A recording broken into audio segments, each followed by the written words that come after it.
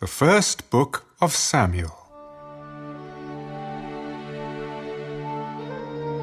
Now there was a certain man of Ramathaim Zophim, of the mountains of Ephraim, and his name was Elkanah, the son of Jeroham, the son of Elihu, the son of Tohu, the son of Zuph, an Ephraimite, and he had 2 wives. The name of one was Hannah, and the name of the other Peninnah. Peninnah had children, but Hannah had no children. This man went up from his city yearly to worship and sacrifice to the Lord of hosts in Shiloh. Also the 2 sons of Eli, Hophni and Phinehas, the priests of the Lord, were there.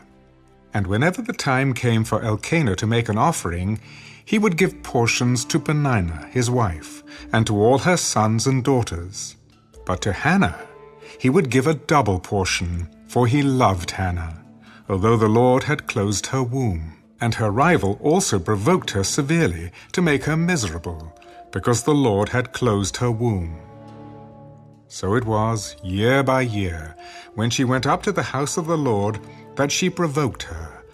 Therefore she wept, and did not eat.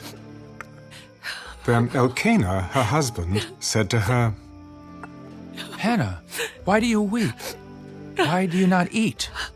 And why is your heart grieved? Am I not better to you than 10 sons?" So Hannah arose after they had finished eating and drinking in Shiloh. Now Eli the priest was sitting on the seat by the doorpost of the tabernacle of the Lord. And she was in bitterness of soul, and prayed to the Lord, and wept in anguish. Then she made a vow.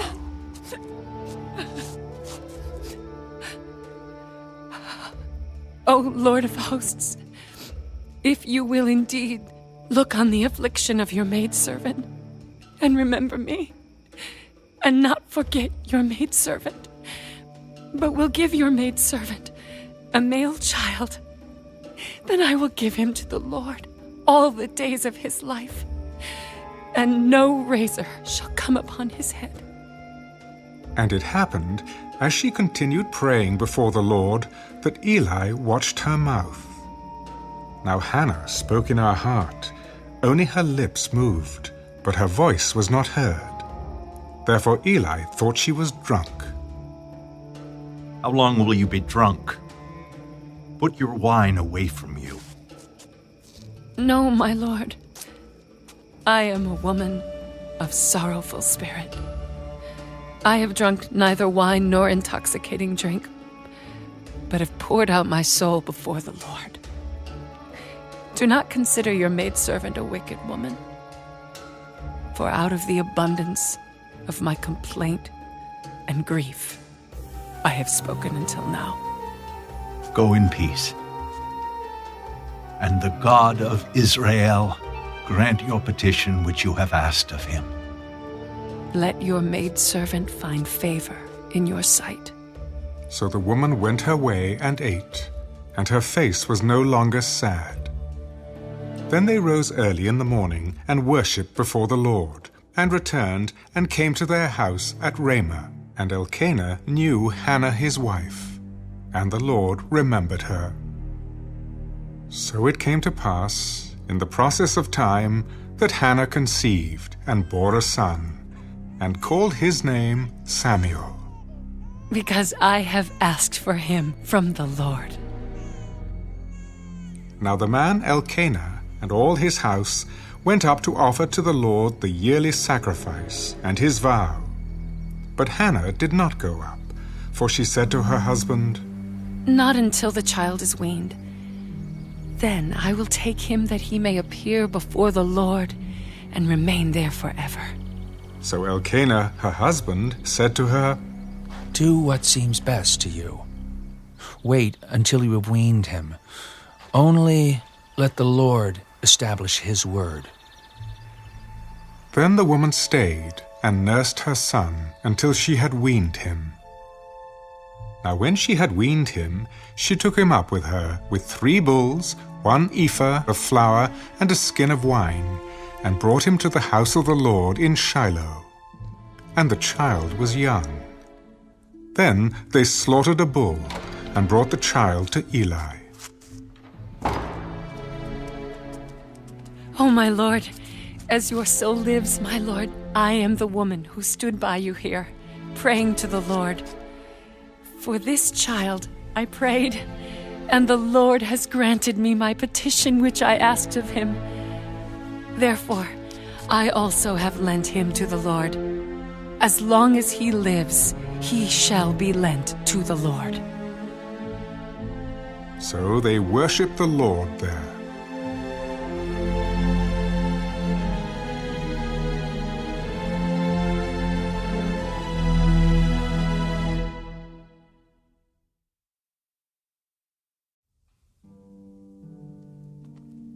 And Hannah prayed, My heart rejoices in the Lord.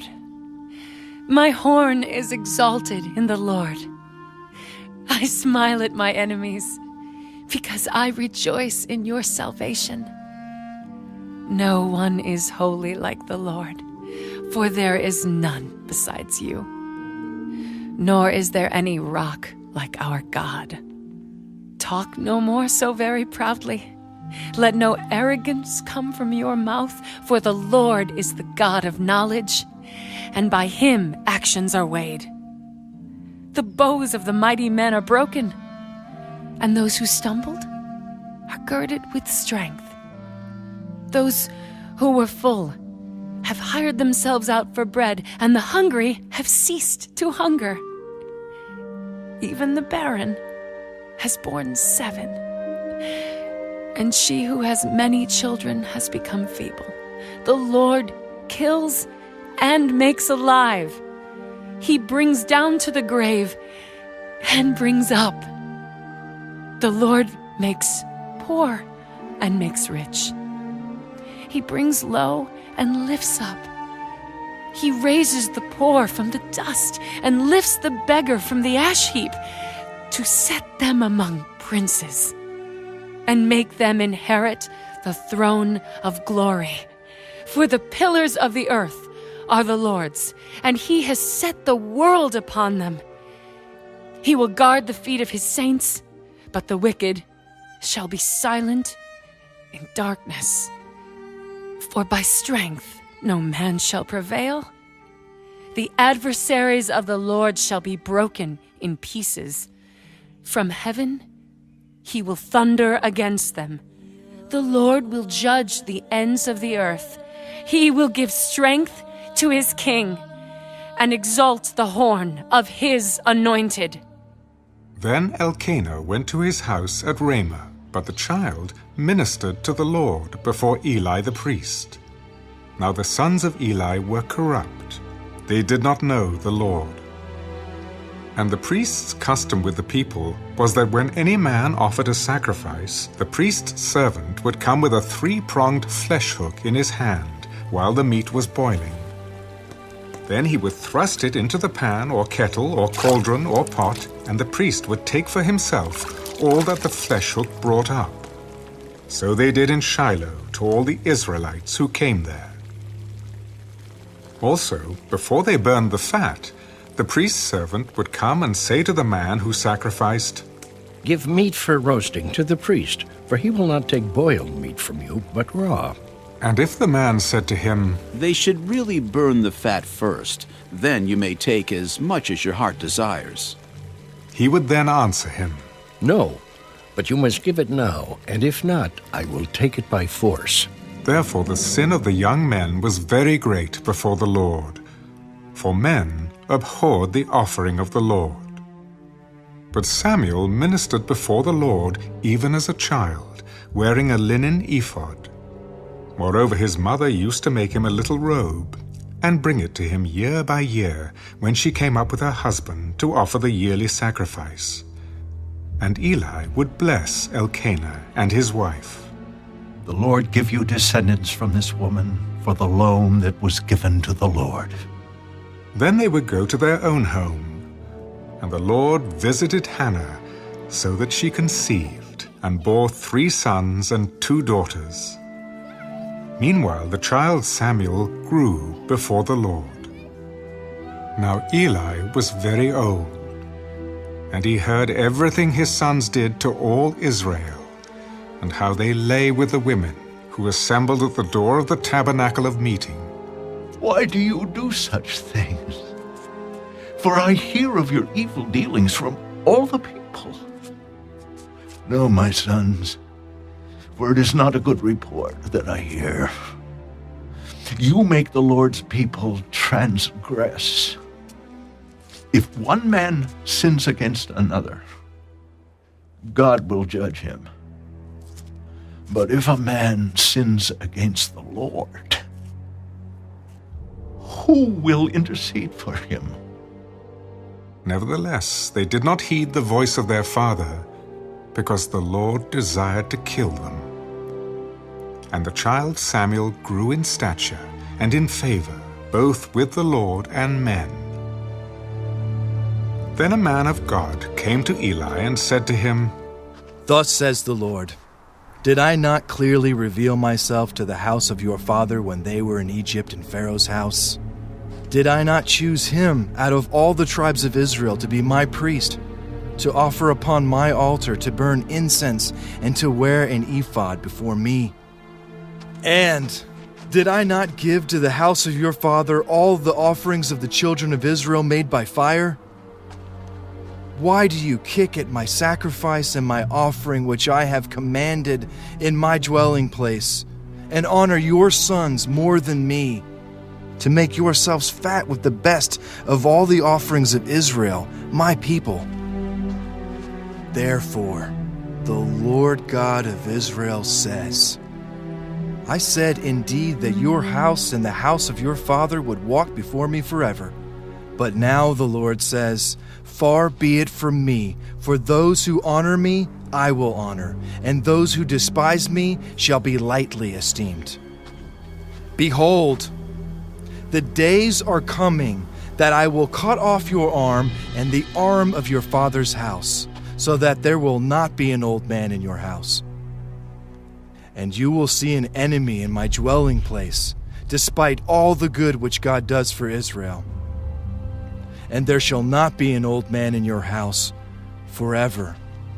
But any of your men whom I do not cut off from my altar shall consume your eyes and grieve your heart. And all the descendants of your house shall die in the flower of their age. Now this shall be a sign to you that will come upon your 2 sons, on Hophni and Phinehas. In one day they shall die, both of them.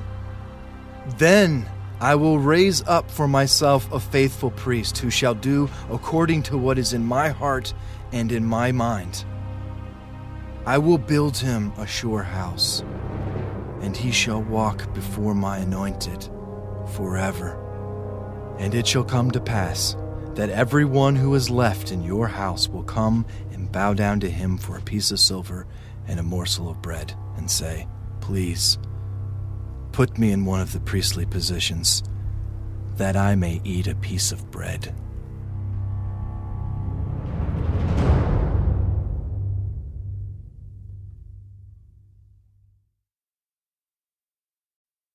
Now the boy Samuel ministered to the Lord before Eli. And the word of the Lord was rare in those days. There was no widespread revelation. And it came to pass at that time, while Eli was lying down in his place, and when his eyes had begun to grow so dim that he could not see, and before the lamp of God went out in the tabernacle of the Lord where the ark of God was, and while Samuel was lying down, that the Lord called Samuel. And he answered, Here I am. So he ran to Eli. Here I am, for you called me. I did not call. Lie down again. And he went and lay down. Then the Lord called yet again, Samuel. So Samuel arose and went to Eli. Here I am, for you called me. I did not call, my son. Lie down again. Now Samuel did not yet know the Lord, nor was the word of the Lord yet revealed to him. And the Lord called Samuel again the third time. So he arose and went to Eli. Here I am, for you did call me. Then Eli perceived that the Lord had called the boy. Go, lie down, and it shall be, if he calls you, that you must say, Speak, Lord, for your servant hears. So Samuel went and lay down in his place. Now the Lord came and stood and called as at other times. Samuel, Samuel. Speak, for your servant hears. Behold, I will do something in Israel, at which both ears of everyone who hears it will tingle. In that day I will perform against Eli all that I have spoken concerning his house, from beginning to end. For I have told him that I will judge his house forever, for the iniquity which he knows, because his sons made themselves vile, and he did not restrain them. And therefore I have sworn to the house of Eli, that the iniquity of Eli's house shall not be atoned for by sacrifice or offering forever. So Samuel lay down until morning and opened the doors of the house of the Lord.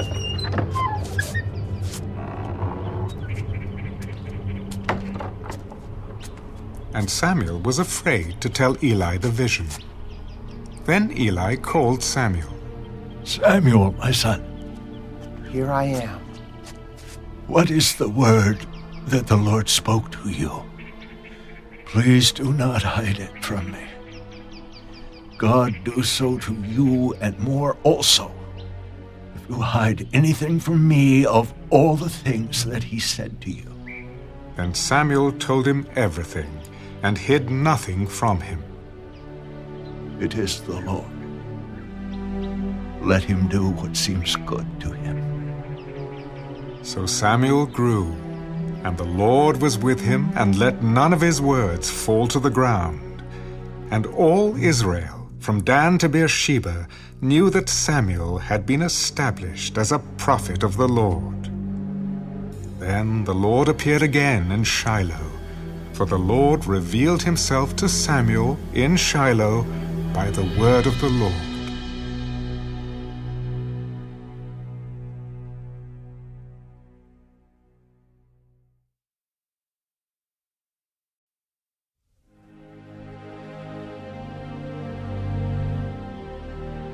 And the word of Samuel came to all Israel. Now Israel went out to battle against the Philistines, and encamped beside Ebenezer, and the Philistines encamped in Aphek. Then the Philistines put themselves in battle array against Israel. And when they joined battle, Israel was defeated by the Philistines, who killed about 4,000 men of the army in the field. And when the people had come into the camp, the elders of Israel said, Why has the Lord defeated us today before the Philistines? Let us bring the ark of the covenant of the Lord from Shiloh to us, that when it comes among us, it may save us from the hand of our enemies. So the people sent to Shiloh, that they might bring from there the ark of the covenant of the Lord of hosts, who dwells between the cherubim. And the two sons of Eli, Hophni and Phinehas, were there with the ark of the covenant of God. And when the ark of the covenant of the Lord came into the camp, all Israel shouted so loudly that the earth shook. Now when the Philistines heard the noise of the shout, they said, What does the sound of this great shout in the camp of the Hebrews mean? Then they understood that the ark of the Lord had come into the camp. So the Philistines were afraid, for they said, God has come into the camp. Woe to us, for such a thing has never happened before. Woe to us! Who will deliver us from the hand of these mighty gods? These are the gods who struck the Egyptians with all the plagues in the wilderness. Be strong and conduct yourselves like men, you Philistines, that you do not become servants of the Hebrews, as they have been to you. Conduct yourselves like men and fight. So the Philistines fought, and Israel was defeated, and every man fled to his tent. There was a very great slaughter, and there fell of Israel 30,000 foot soldiers. Also, the ark of God was captured, and the two sons of Eli, Hophni and Phinehas, died.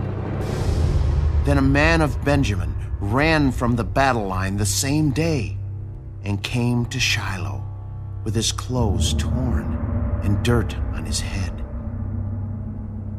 Now when he came, there was Eli, sitting on a seat by the wayside watching, for his heart trembled for the ark of God.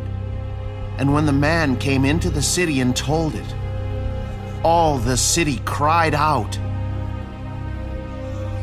When Eli heard the noise of the outcry, he said, What does the sound of this tumult mean? And the man came quickly and told Eli. Eli was 98 years old, and his eyes were so dim that they could not see. Then the man said to Eli, I am he who came from the battle, and I fled today from the battle line. What happened, my son? Israel has fled before the Philistines, and there has been a great slaughter among the people.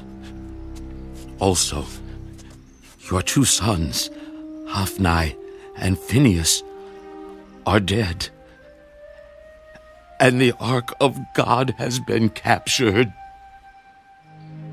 Then it happened, when he made mention of the ark of God, that Eli fell off the seat backward by the side of the gate, and his neck was broken, and he died. For the man was old and heavy, and he had judged Israel 40 years. Now his daughter-in-law, Phinehas' wife, was with child, due to be delivered. And when she heard the news that the ark of God was captured, that her father-in-law and her husband were dead, she bowed herself and gave birth, for her labor pains came upon her. And about the time of her death, the women who stood by her said to her, Do not fear, for you have borne a son. But she did not answer, nor did she regard it. Then she named the child Ichabod. The glory has departed from Israel. Because the ark of God had been captured, and because of her father-in-law and her husband. The glory has departed from Israel, for the ark of God has been captured.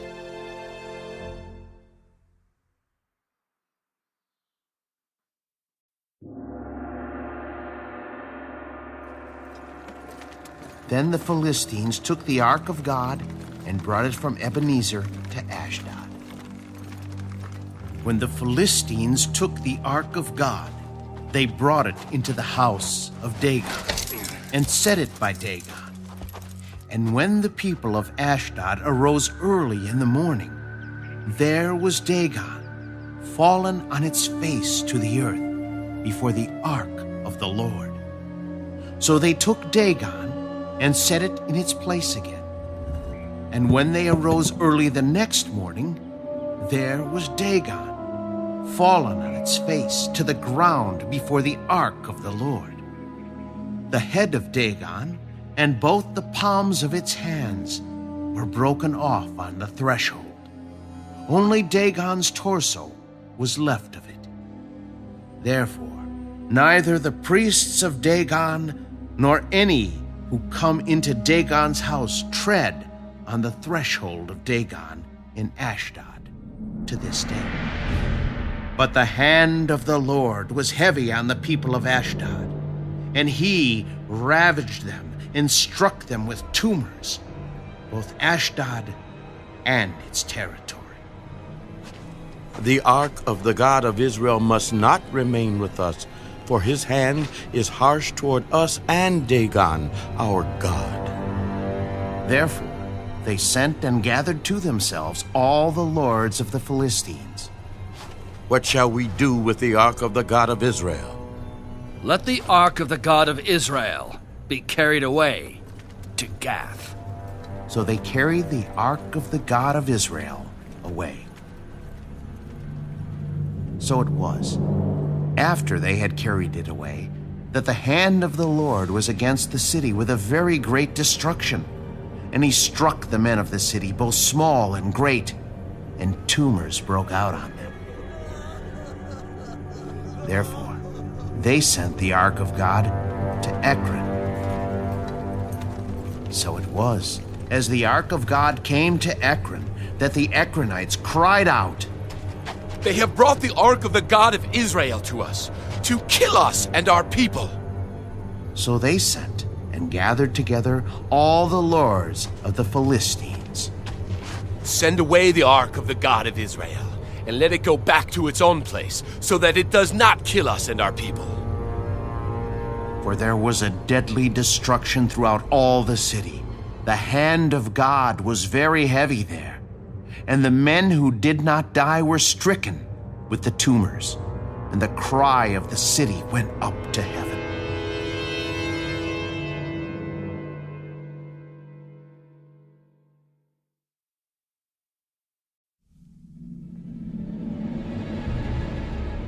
Now, the ark of the Lord was in the country of the Philistines 7 months, and the Philistines called for the priests and the diviners. What shall we do with the ark of the Lord?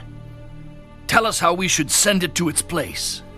If you send away the ark of the God of Israel, do not send it empty, but by all means return it to him with a trespass offering. Then you will be healed, and it will be known to you why his hand is not removed from you.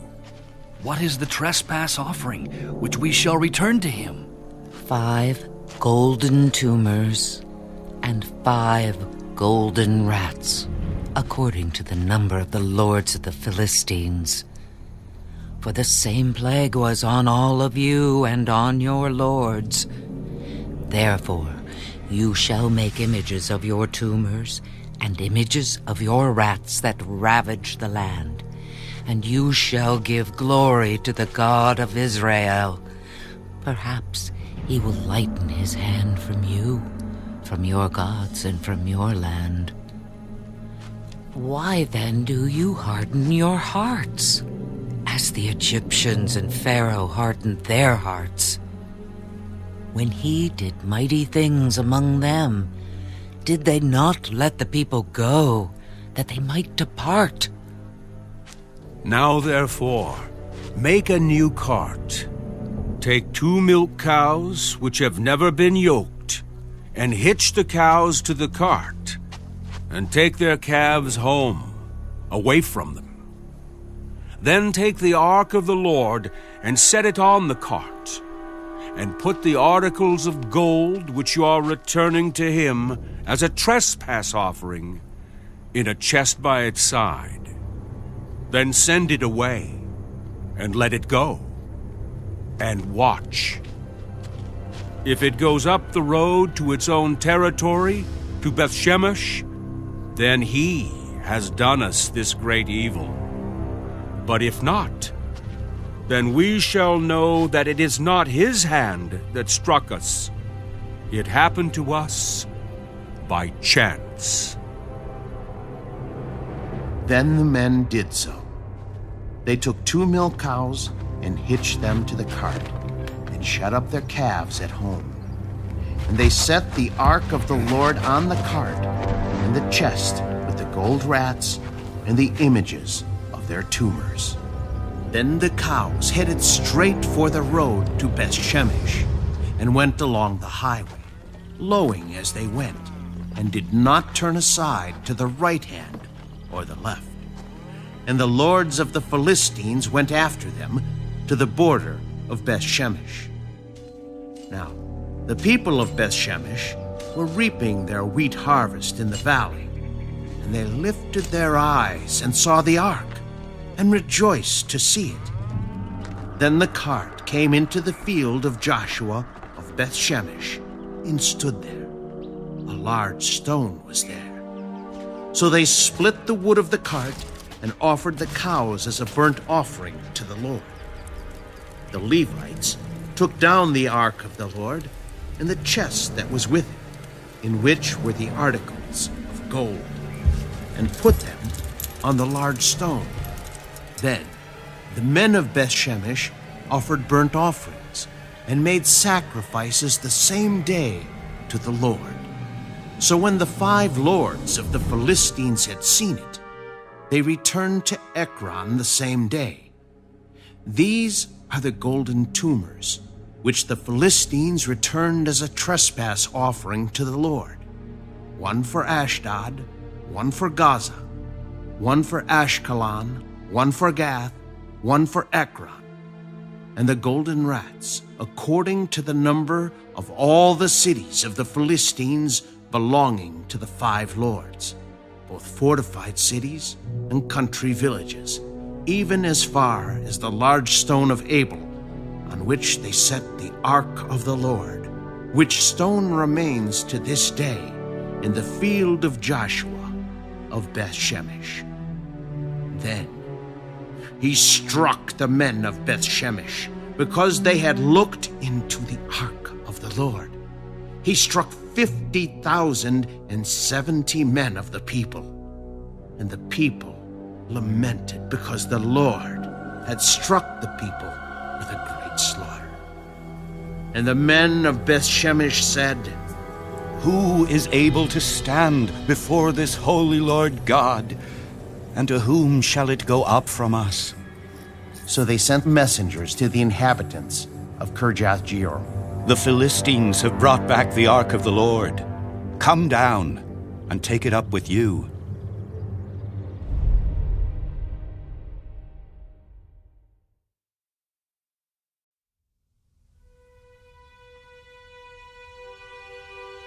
Then the men of Kirjath-Jearim came and took the ark of the Lord, and brought it into the house of Abinadab on the hill, and consecrated Eleazar his son to keep the ark of the Lord.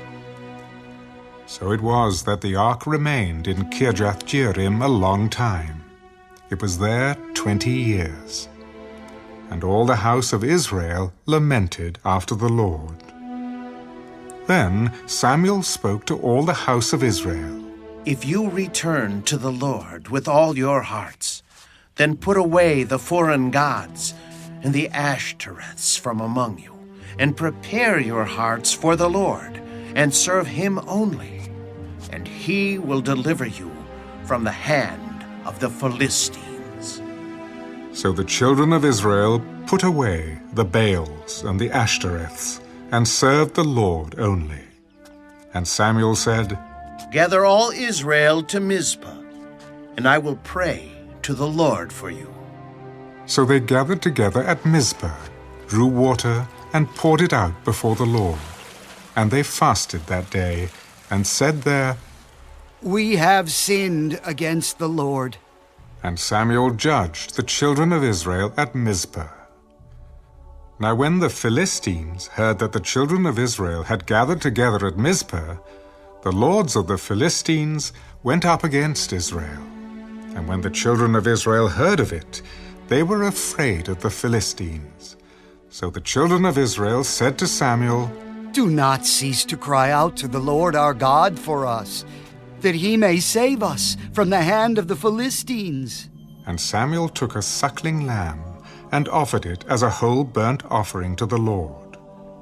Then Samuel cried out to the Lord for Israel, and the Lord answered him. Now as Samuel was offering up the burnt offering, the Philistines drew near to battle against Israel. But the Lord thundered with a loud thunder upon the Philistines that day, and so confused them that they were overcome before Israel. And the men of Israel went out of Mizpah and pursued the Philistines and drove them back as far as below Beth-kar. Then Samuel took a stone and set it up between Mizpah and Shen, and called its name Ebenezer. Thus far, the Lord has helped us. So the Philistines were subdued, and they did not come any more into the territory of Israel. And the hand of the Lord was against the Philistines all the days of Samuel. Then the cities which the Philistines had taken from Israel were restored to Israel, from Ekron to Gath, and Israel recovered its territory from the hands of the Philistines. Also, there was peace between Israel and the Amorites. And Samuel judged Israel all the days of his life. He went from year to year on a circuit to Bethel, Gilgal, and Mizpah, and judged Israel in all those places. But he always returned to Ramah, for his home was there. There he judged Israel, and there he built an altar to the Lord.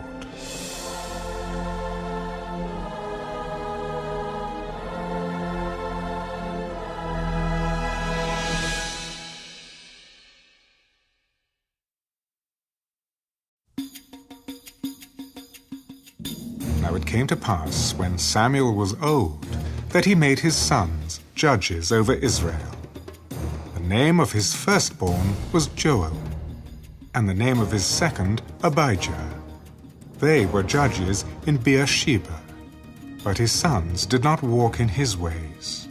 They turned aside after dishonest gain, took bribes, and perverted justice. Then all the elders of Israel gathered together and came to Samuel at Ramah. Look, you are old, and your sons do not walk in your ways. Now make us a king to judge us like all the nations. But the thing displeased Samuel when they said, "Give us a king to judge us." So Samuel prayed to the Lord. And the Lord said to Samuel, Heed the voice of the people in all that they say to you. For they have not rejected you, but they have rejected me, that I should not reign over them. According to all the works which they have done since the day that I brought them up out of Egypt, even to this day, with which they have forsaken me and served other gods, so they are doing to you also. Now, therefore, heed their voice. However, you shall solemnly forewarn them, and show them the behavior of the king who will reign over them. So Samuel told all the words of the Lord to the people who asked him for a king. This will be the behavior of the king who will reign over you. He will take your sons and appoint them for his own chariots, and to be his horsemen, and some will run before his chariots. He will appoint captains over his thousands, and captains over his 50s, will set some to plow his ground and reap his harvest, and some to make his weapons of war and equipment for his chariots. He will take your daughters to be perfumers, cooks, and bakers, and he will take the best of your fields, your vineyards, and your olive groves, and give them to his servants. He will take 1/10 of your grain and your vintage, and give it to his officers and servants. And he will take your male servants, your female servants, your finest young men, and your donkeys, and put them to his work. He will take 1/10 of your sheep, and you will be his servants. And you will cry out in that day because of your king, whom you have chosen for yourselves, and the Lord will not hear you in that day. Nevertheless, the people refused to obey the voice of Samuel. No, but we will have a king over us, that we also may be like all the nations, and that our king may judge us, and go out before us and fight our battles. And Samuel heard all the words of the people, and he repeated them in the hearing of the Lord. So the Lord said to Samuel, Heed their voice, and make them a king. And Samuel said to the men of Israel, Every man, go to his city.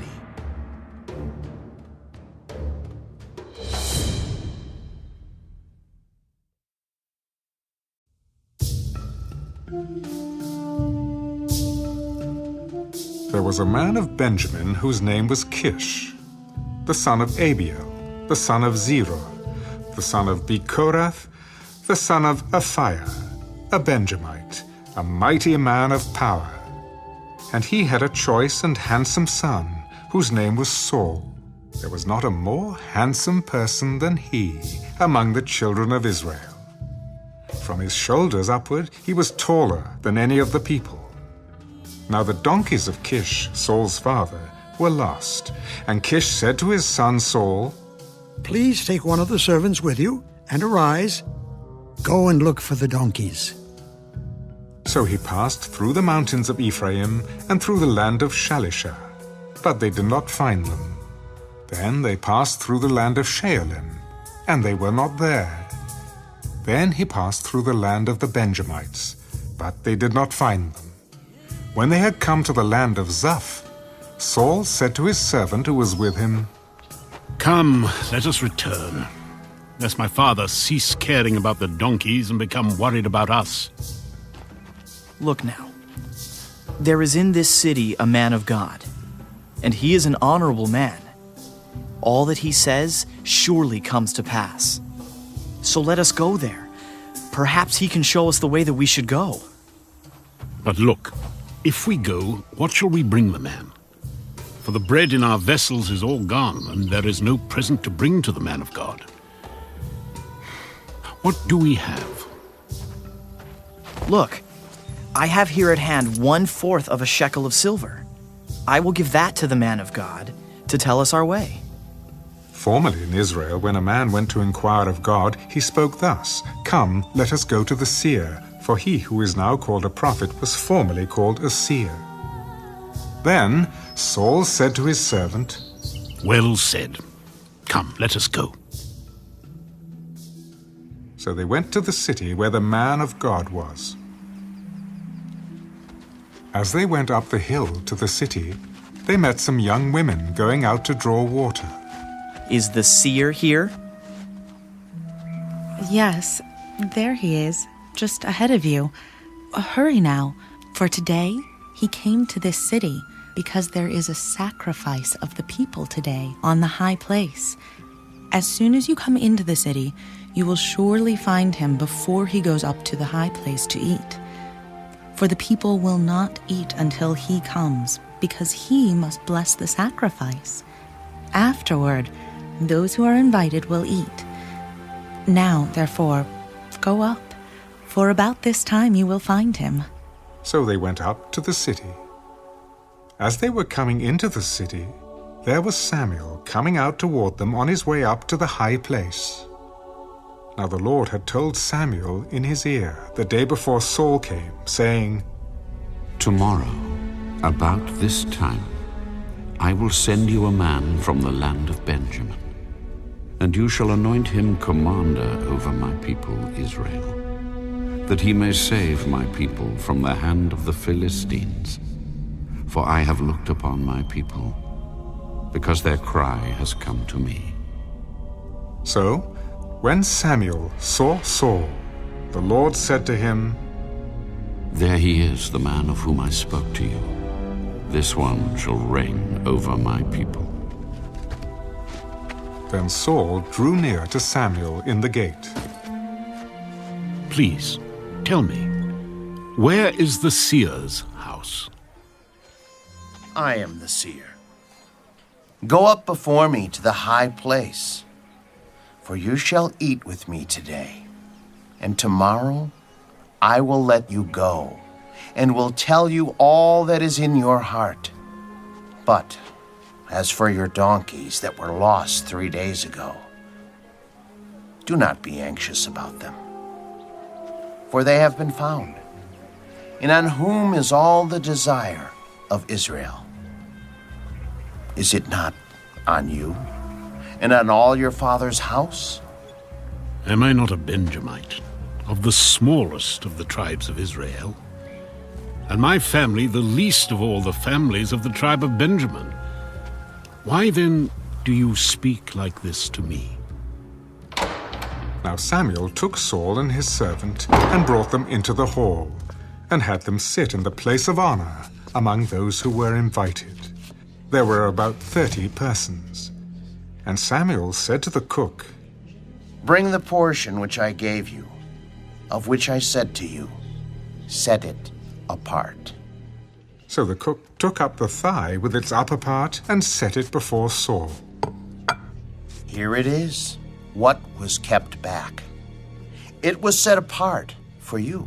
Eat, for until this time it has been kept for you, since I said I invited the people. So Saul ate with Samuel that day. When they had come down from the high place into the city, Samuel spoke with Saul on the top of the house. They arose early, and it was about the dawning of the day that Samuel called to Saul on the top of the house. Get up, that I may send you on your way. And Saul arose, and both of them went outside, he and Samuel. As they were going down to the outskirts of the city, Samuel said to Saul, Tell the servant to go on ahead of us. And he went on. But you stand here a while, that I may announce to you the word of God.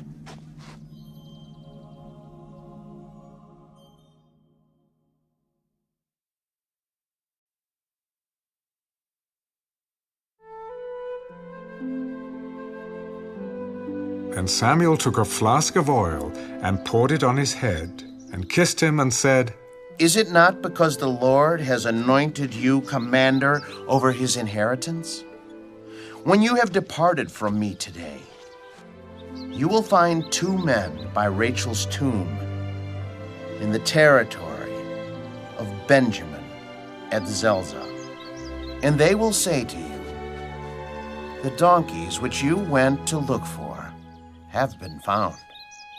And now your father has ceased caring about the donkeys and is worrying about you, saying, What shall I do about my son? Then you shall go on forward from there and come to the terebinth tree of Tabor. There 3 men going up to God at Bethel will meet you, one carrying 3 young goats, another carrying 3 loaves of bread, and another carrying a skin of wine. And they will greet you and give you 2 loaves of bread, which you shall receive from their hands. After that, you shall come to the hill of God, where the Philistine garrison is. And it will happen, when you have come there to the city, that you will meet a group of prophets coming down from the high place with a stringed instrument, a tambourine, a flute, and a harp before them. And they will be prophesying. Then the Spirit of the Lord will come upon you, and you will prophesy with them, and be turned into another man. And let it be, when these signs come to you, that you do as the occasion demands, for God is with you. You shall go down before me to Gilgal, and surely I will come down to you to offer burnt offerings and make sacrifices of peace offerings. 7 days you shall wait, till I come to you and show you what you should do. So it was, when he had turned his back to go from Samuel, that God gave him another heart. And all those signs came to pass that day. When they came there to the hill, there was a group of prophets to meet him. Then the Spirit of God came upon him, and he prophesied among them. And it happened, when all who knew him formerly saw that he had indeed prophesied among the prophets, that the people said to one another, "What is this that has come upon the son of Kish? Is Saul also among the prophets?" Then a man from there answered, "But who is their father?" Therefore it became a proverb, "Is Saul also among the prophets?" When he had finished prophesying, he went to the high place. Then Saul's uncle said to him and his servant, "Where did you go?" "To look for the donkeys. When we saw that they were nowhere to be found, we went to Samuel." "Tell me, please, what Samuel said to you." "He told us plainly that the donkeys had been found." But about the matter of the kingdom, he did not tell him what Samuel had said. Then Samuel called the people together to the Lord at Mizpah, and said to the children of Israel, "Thus says the Lord God of Israel, I brought up Israel out of Egypt, and delivered you from the hand of the Egyptians, and from the hand of all kingdoms, and from those who oppressed you. But you have today rejected your God, who himself saved you from all your adversities and your tribulations, and you have said to him, 'No, set a king over us.' Now therefore, present yourselves before the Lord by your tribes and by your clans." And when Samuel had caused all the tribes of Israel to come near, the tribe of Benjamin was chosen. When he had caused the tribe of Benjamin to come near by their families, the family of Matri was chosen. And Saul, the son of Kish, was chosen. But when they sought him, he could not be found.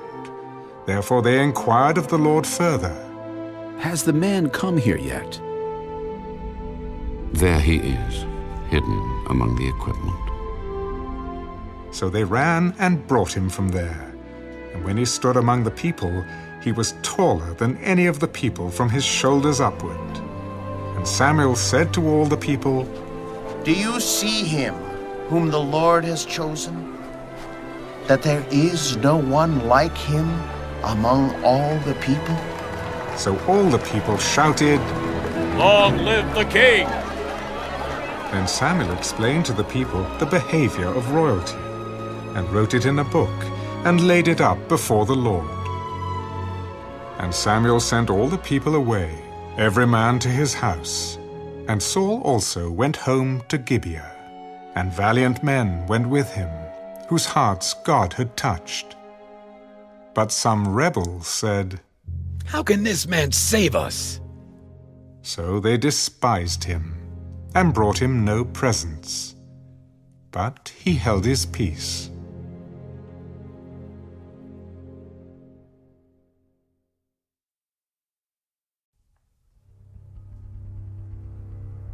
Then Nahash the Ammonite came up and encamped against Jabesh Gilead. And all the men of Jabesh said to Nahash, "Make a covenant with us, and we will serve you." And Nahash the Ammonite answered them, "On this condition I will make a covenant with you, that I may put out all your right eyes and bring reproach on all Israel." Then the elders of Jabesh said to him, "Hold off for 7 days, that we may send messengers to all the territory of Israel. And then, if there is no one to save us, we will come out to you." So the messengers came to Gibeah of Saul, and told the news in the hearing of the people. And all the people lifted up their voices and wept. Now there was Saul coming behind the herd from the field. And Saul said, "What troubles the people that they weep?" And they told him the words of the men of Jabesh. Then the Spirit of God came upon Saul when he heard this news, and his anger was greatly aroused. So he took a yoke of oxen and cut them in pieces, and sent them throughout all the territory of Israel by the hands of messengers, saying, "Whoever does not go out with Saul and Samuel to battle, so it shall be done to his oxen. And the fear of the Lord fell on the people, and they came out with one consent. When he numbered them in Bezek, the children of Israel were 300,000, and the men of Judah 30,000. And they said to the messengers who came, Thus you shall say to the men of Jabesh Gilead, Tomorrow, by the time the sun is hot, you shall have help.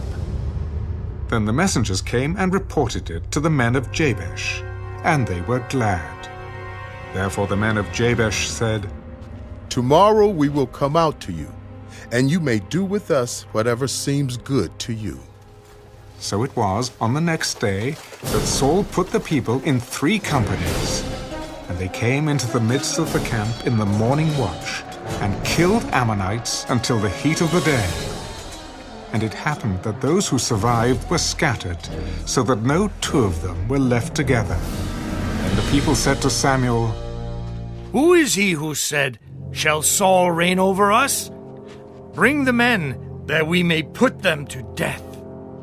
Not a man shall be put to death this day, for today the Lord has accomplished salvation in Israel. Then Samuel said to the people, Come, let us go to Gilgal and renew the kingdom there. So all the people went to Gilgal, and there they made Saul king before the Lord in Gilgal.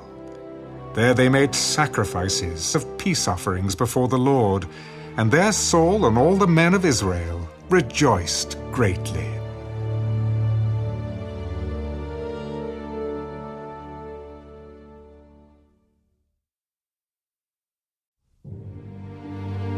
Now Samuel said to all Israel, Indeed, I have heeded your voice in all that you said to me, and have made a king over you.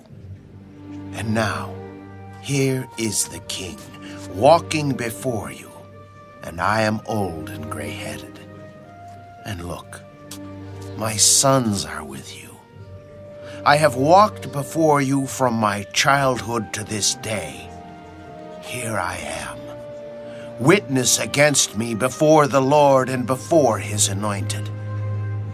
Whose ox have I taken, or whose donkey have I taken, or whom have I cheated? Whom have I oppressed, or from whose hand have I received any bribe with which to blind my eyes? I will restore it to you. You have not cheated us or oppressed us, nor have you taken anything from any man's hand. The Lord is witness against you, and his anointed is witness this day that you have not found anything in my hand. He is witness. It is the Lord who raised up Moses and Aaron, and who brought your fathers up from the land of Egypt. Now, therefore, stand still, that I may reason with you before the Lord concerning all the righteous acts of the Lord, which he did to you and your fathers. When Jacob had gone into Egypt and your fathers cried out to the Lord, then the Lord sent Moses and Aaron, who brought your fathers out of Egypt and made them dwell in this place. And when they forgot the Lord their God, he sold them into the hand of Sisera, commander of the army of Hazor, into the hand of the Philistines, and into the hand of the king of Moab. And they fought against them. Then they cried out to the Lord and said, We have sinned because we have forsaken the Lord and served the Baals and Ashtoreths. But now deliver us from the hand of our enemies, and we will serve you. And the Lord sent Jerubbaal, Bedan, Jephthah, and Samuel, and delivered you out of the hand of your enemies on every side, and you dwelt in safety. And when you saw that Nahash, king of the Ammonites, came against you, you said to me, No, but a king shall reign over us. When the Lord your God was your king. Now therefore, here is the king whom you have chosen and whom you have desired. And take note, the Lord has set a king over you. If you fear the Lord and serve him and obey his voice and do not rebel against the commandment of the Lord, then both you and the king who reigns over you will continue following the Lord your God.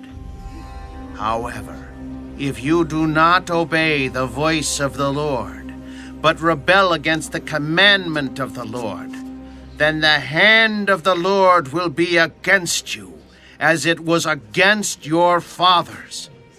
Now therefore, stand and see this great thing which the Lord will do before your eyes. Is today not the wheat harvest? I will call to the Lord, and he will send thunder and rain, that you may perceive and see that your wickedness is great, which you have done in the sight of the Lord, in asking a king for yourselves. So Samuel called to the Lord, and the Lord sent thunder and rain that day, and all the people greatly feared the Lord and Samuel. And all the people said to Samuel, "Pray for your servants to the Lord your God, that we may not die. For we have added to all our sins the evil of asking a king for ourselves." Do not fear. You have done all this wickedness. Yet do not turn aside from following the Lord, but serve the Lord with all your heart, and do not turn aside. For then you would go after empty things, which cannot profit or deliver, for they are nothing. For the Lord will not forsake his people, for his great name's sake, because it has pleased the Lord to make you his people. Moreover, as for me, far be it from me that I should sin against the Lord in ceasing to pray for you. But I will teach you the good and the right way. Only fear the Lord and serve him in truth with all your heart. For consider what great things he has done for you. But if you still do wickedly, you shall be swept away, both you and your king.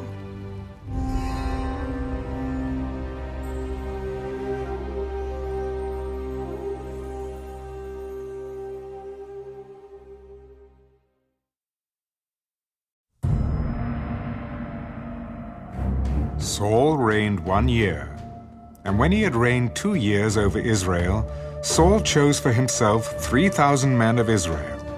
2,000 were with Saul in Michmash and in the mountains of Bethel, and 1,000 were with Jonathan in Gibeah of Benjamin.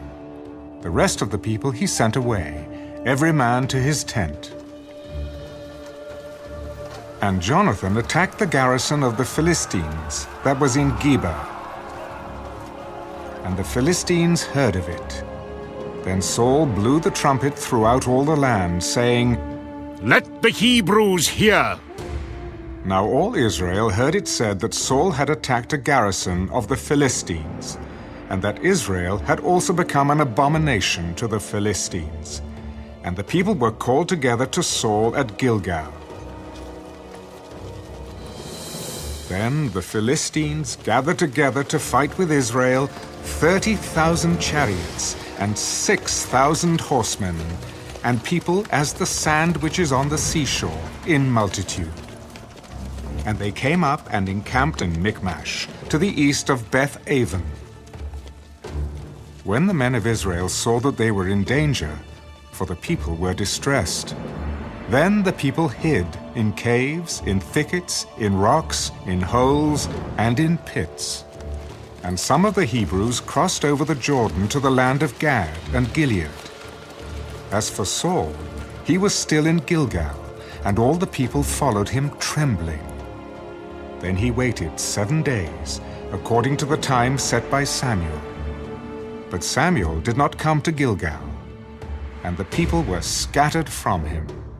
So Saul said, "Bring a burnt offering and peace offerings here to me." And he offered the burnt offering.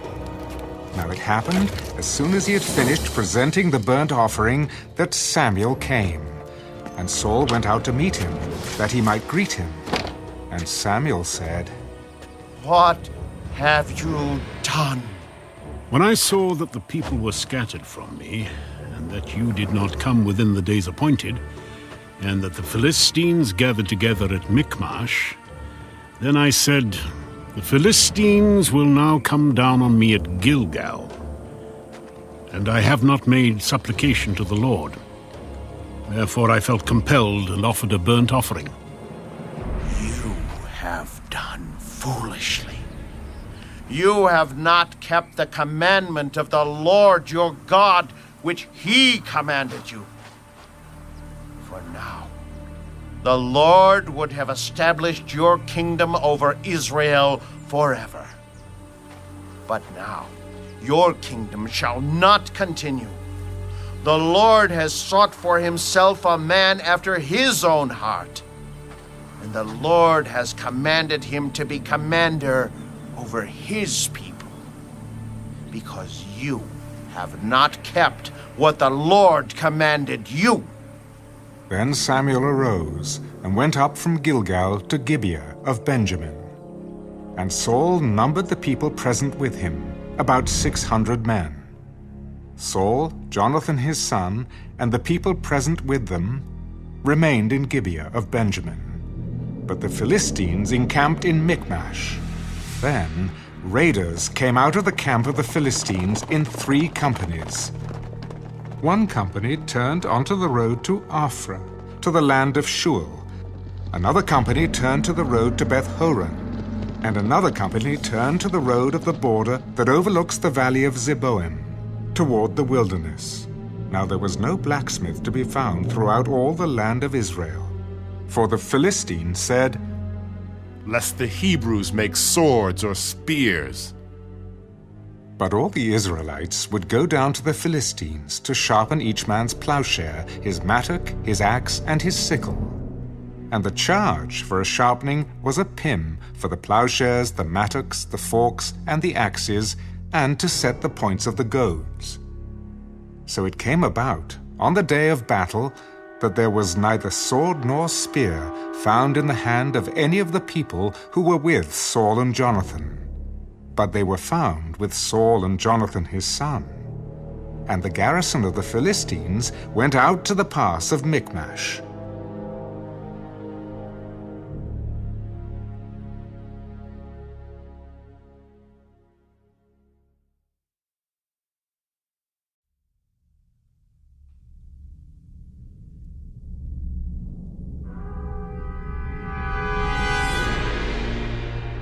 Now it happened one day that Jonathan, the son of Saul, said to the young man who bore his armor, "Come, let us go over to the Philistines' garrison that is on the other side." But he did not tell his father. And Saul was sitting in the outskirts of Gibeah, under a pomegranate tree, which is in Migron. The people who were with him were about 600 men. Ahijah, the son of Ahitub, Ichabod's brother, the son of Phinehas, the son of Eli, the Lord's priest in Shiloh, was wearing an ephod. But the people did not know that Jonathan had gone. Between the passes by which Jonathan sought to go over to the Philistines' garrison, there was a sharp rock on one side and a sharp rock on the other side. And the name of one was Bozez, and the name of the other Seneh. The front of one faced northward, opposite Michmash, and the other southward, opposite Gibeah. Then Jonathan said to the young man who bore his armor, Come, let us go over to the garrison of these uncircumcised. It may be that the Lord will work for us, for nothing restrains the Lord from saving by many or by few. So his armor-bearer said to him, Do all that is in your heart. Go then. Here I am with you, according to your heart. Very well. Let us cross over to these men, and we will show ourselves to them. If they say thus to us, Wait until we come to you, then we will stand still in our place and not go up to them. But if they say thus, Come up to us, then we will go up, for the Lord has delivered them into our hand, and this will be a sign to us. So both of them showed themselves to the garrison of the Philistines. And the Philistines said, Look, the Hebrews are coming out of the holes where they have hidden. Then the men of the garrison called to Jonathan and his armor-bearer. Come up to us, and we will show you something. Jonathan said to his armor-bearer, Come up after me, for the Lord has delivered them into the hand of Israel. And Jonathan climbed up on his hands and knees with his armor-bearer after him, and they fell before Jonathan. And as he came after him, his armor-bearer killed him. That first slaughter which Jonathan and his armor-bearer made was about 20 men, within about half an acre of land. And there was a trembling in the camp, in the field, and among all the people. The garrison and the raiders also trembled, and the earth quaked, so that it was a very great trembling. Now the watchmen of Saul in Gibeah of Benjamin looked, and there was the multitude melting away, and they went here and there. Then Saul said to the people who were with him, Now call the roll and see who has gone from us. And when they had called the roll, surprisingly, Jonathan and his armor-bearer were not there. And Saul said to Ahijah, Bring the ark of God here. For at that time the ark of God was with the children of Israel. Now it happened, while Saul talked to the priest, that the noise which was in the camp of the Philistines continued to increase. So Saul said to the priest, Withdraw your hand. Then Saul and all the people who were with him assembled, and they went to the battle. And indeed every man's sword was against his neighbor, and there was very great confusion. Moreover, the Hebrews who were with the Philistines before that time, who went up with them into the camp from the surrounding country, they also joined the Israelites who were with Saul and Jonathan. Likewise all the men of Israel who had hidden in the mountains of Ephraim, when they heard that the Philistines fled, they also followed hard after them in the battle. So the Lord saved Israel that day, and the battle shifted to Beth-aven. And the men of Israel were distressed that day, for Saul had placed the people under oath, saying, Cursed is the man who eats any food until evening, before I have taken vengeance on my enemies. So none of the people tasted food. Now all the people of the land came to a forest, and there was honey on the ground. And when the people had come into the woods, there was the honey dripping. But no one put his hand to his mouth, for the people feared the oath. But Jonathan had not heard his father charge the people with the oath. Therefore he stretched out the end of the rod that was in his hand and dipped it in a honeycomb, and put his hand to his mouth. And his countenance brightened. Then one of the people said, Your father strictly charged the people with an oath, saying, Cursed is the man who eats food this day. And the people were faint. But Jonathan said, My father has troubled the land. Look now, how my countenance has brightened because I tasted a little of this honey. How much better if the people had eaten freely today of the spoil of their enemies which they found. For now, would there not have been a much greater slaughter among the Philistines? Now they had driven back the Philistines that day from Michmash to Ajalon. So the people were very faint. And the people rushed on the spoil and took sheep, oxen, and calves, and slaughtered them on the ground. and the people ate them with the blood. Then they told Saul, Look, the people are sinning against the Lord by eating with the blood. You have dealt treacherously. Roll a large stone to me this day. Disperse yourselves among the people, and say to them, Bring me here every man's ox and every man's sheep. Slaughter them here, and eat. And do not sin against the Lord by eating with the blood. So every one of the people brought his ox with him that night and slaughtered it there. Then Saul built an altar to the Lord. This was the first altar that he built to the Lord. Let us go down after the Philistines by night, and plunder them until the morning light. And let us not leave a man of them. And they said, Do whatever seems good to you. Then the priest said, Let us draw near to God here. So Saul asked counsel of God. Shall I go down after the Philistines? Will you deliver them into the hand of Israel? But he did not answer him that day. Come over here, all you chiefs of the people, and know and see what this sin was today. For as the Lord lives who saves Israel, though it be in Jonathan my son, he shall surely die. But not a man among all the people answered him. Then he said to all Israel, You be on one side, and my son Jonathan and I will be on the other side. And the people said to Saul, Do what seems good to you.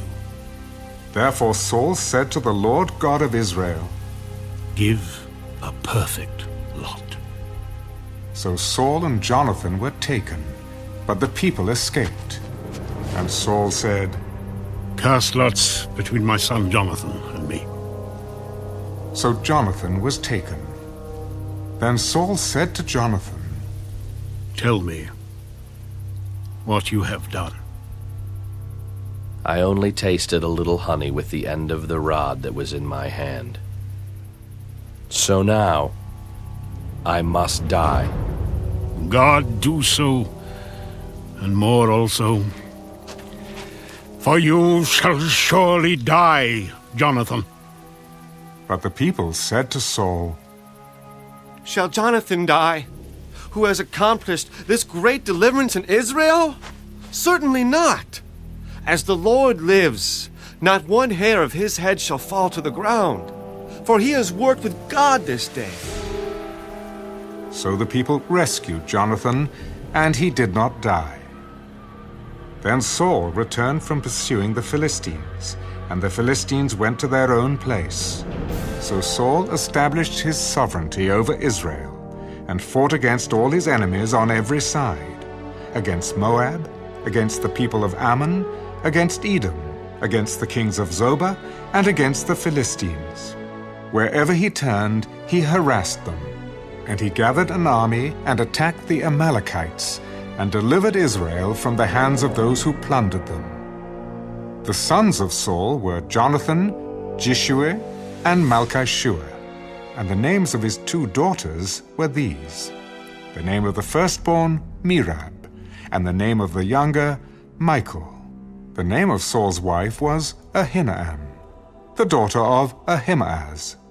And the name of the commander of his army was Abner, the son of Ner, Saul's uncle. Kish was the father of Saul, and Ner, the father of Abner, was the son of Abiel. Now there was fierce war with the Philistines all the days of Saul. And when Saul saw any strong man or any valiant man, he took him for himself.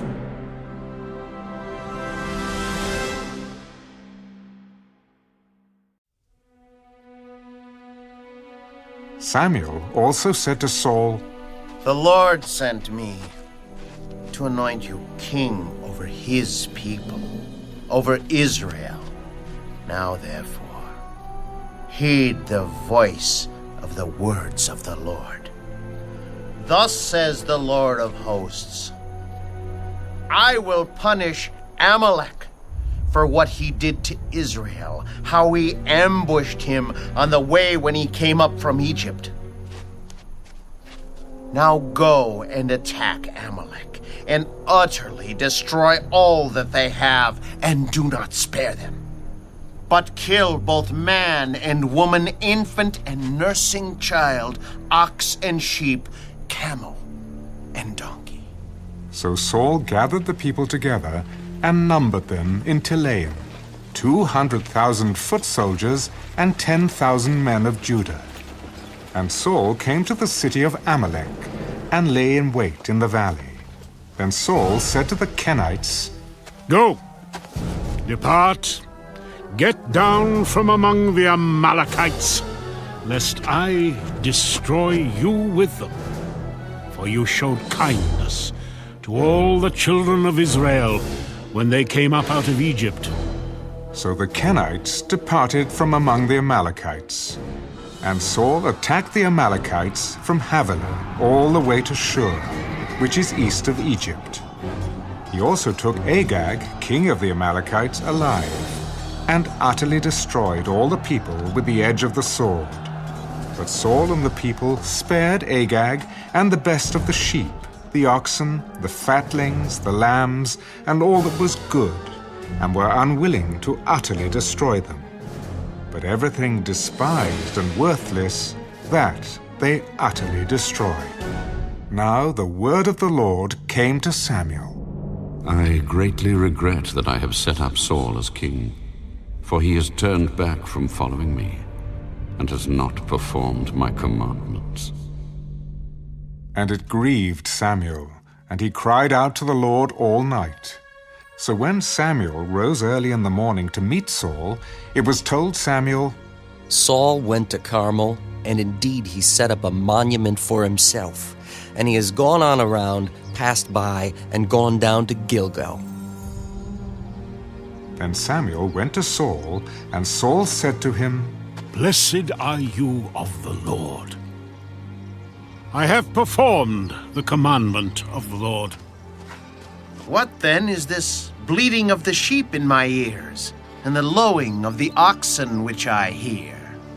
They have brought them from the Amalekites, for the people spared the best of the sheep and the oxen to sacrifice to the Lord your God, and the rest we have utterly destroyed.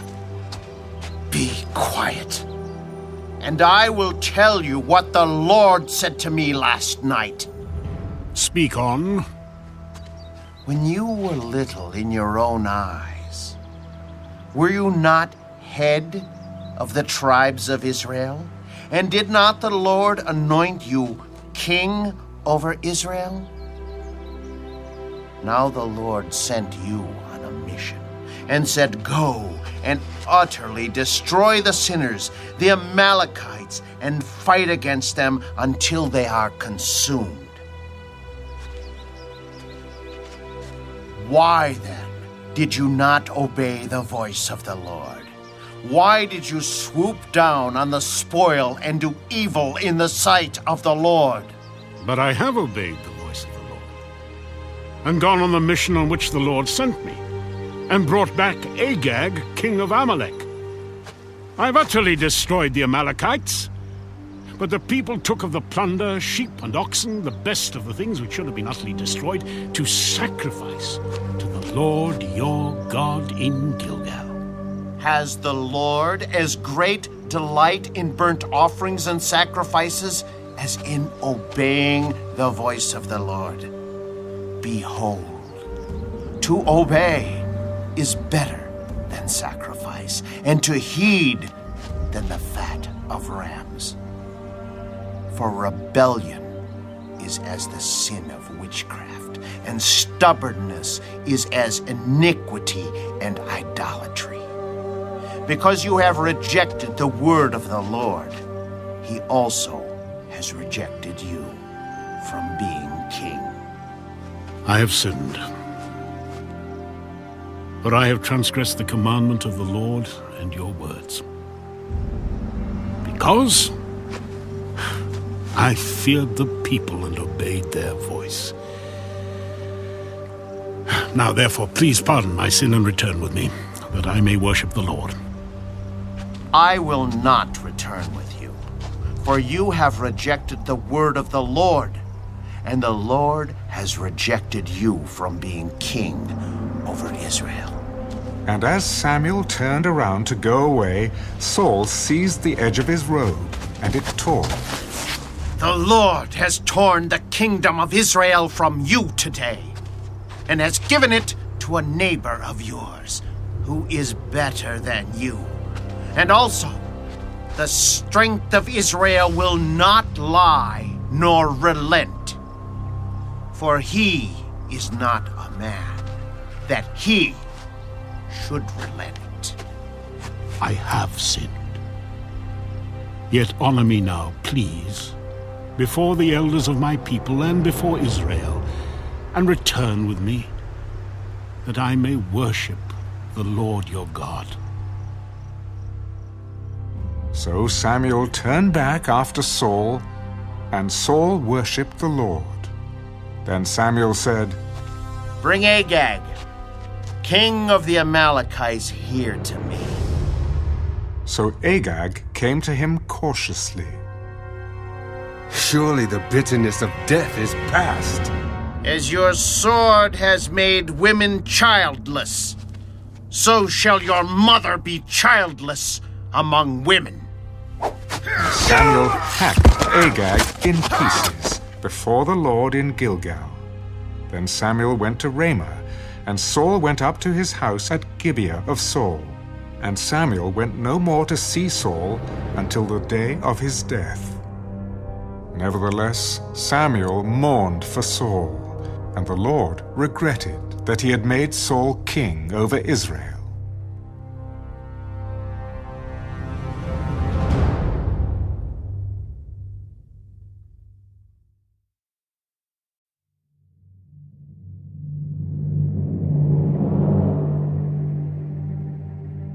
Now the Lord said to Samuel, How long will you mourn for Saul, seeing I have rejected him from reigning over Israel? Fill your horn with oil and go. I am sending you to Jesse the Bethlehemite, for I have provided myself a king among his sons. How can I go? If Saul hears it, he will kill me. Take a heifer with you and say, I have come to sacrifice to the Lord. Then invite Jesse to the sacrifice, and I will show you what you shall do. You shall anoint for me the one I name to you. So Samuel did what the Lord said, and went to Bethlehem. And the elders of the town trembled at his coming, and said, Do you come peaceably? Peaceably. I have come to sacrifice to the Lord. Sanctify yourselves and come with me to the sacrifice. Then he consecrated Jesse and his sons, and invited them to the sacrifice. So it was, when they came, that he looked at Eliab and said, Surely the Lord's anointed is before him. But the Lord said to Samuel, Do not look at his appearance or at his physical stature, because I have refused him. For the Lord does not see as man sees. For man looks at the outward appearance, but the Lord looks at the heart. So Jesse called Abinadab, and made him pass before Samuel. And he said, Neither has the Lord chosen this one. Then Jesse made Shammah pass by, and he said, Neither has the Lord chosen this one. Thus Jesse made 7 of his sons pass before Samuel. And Samuel said to Jesse, The Lord has not chosen these. Are all the young men here? There remains yet the youngest, and there he is, keeping the sheep. Send and bring him, for we will not sit down till he comes here. So he sent and brought him in. Now he was ruddy, with bright eyes, and good-looking.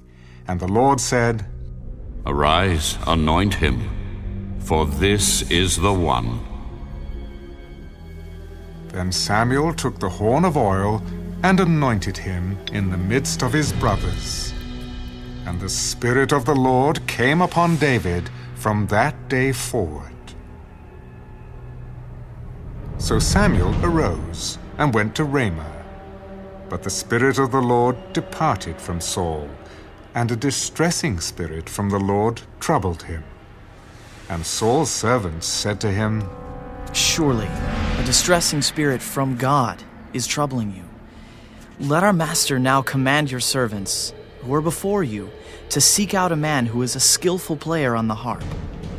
And it shall be that he will play it with his hand when the distressing spirit from God is upon you, and you shall be well." Provide me now a man who can play well, and bring him to me. Look, I have seen a son of Jesse the Bethlehemite, who is skillful in playing, a mighty man of valor, a man of war, prudent in speech, and a handsome person, and the Lord is with him. Therefore Saul sent messengers to Jesse and said, "Send me your son David, who is with the sheep." And Jesse took a donkey loaded with bread, a skin of wine, and a young goat, and sent them by his son David to Saul. So David came to Saul and stood before him. And he loved him greatly, and he became his armor-bearer. Then Saul sent to Jesse, "Please let David stand before me, for he has found favor in my sight." And so it was, whenever the Spirit from God was upon Saul, that David would take a harp and play it with his hand.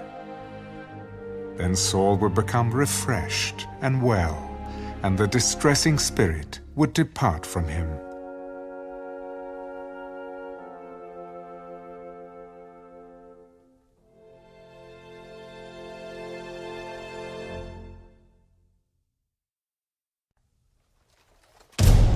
Now the Philistines gathered their armies together to battle, and were gathered at Socoh, which belongs to Judah. They encamped between Socoh and Azekah in Ephes Dammim. And Saul and the men of Israel were gathered together, and they encamped in the valley of Elah, and drew up in battle array against the Philistines. The Philistines stood on a mountain on one side, and Israel stood on a mountain on the other side, with a valley between them. And a champion went out from the camp of the Philistines named Goliath, from Gath, whose height was 6 cubits and a span. He had a bronze helmet on his head, and he was armed with a coat of mail, and the weight of the coat was 5,000 shekels of bronze. And he had bronze armor on his legs, and a bronze javelin between his shoulders.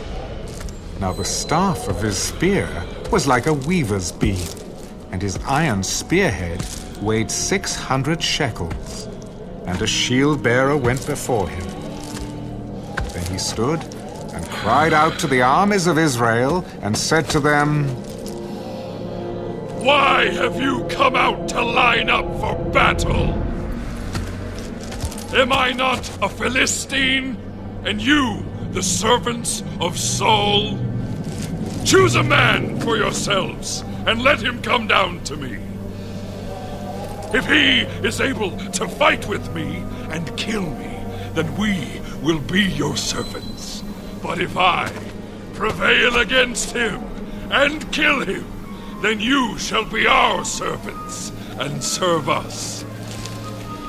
I defy the armies of Israel this day. Give me a man that we may fight together."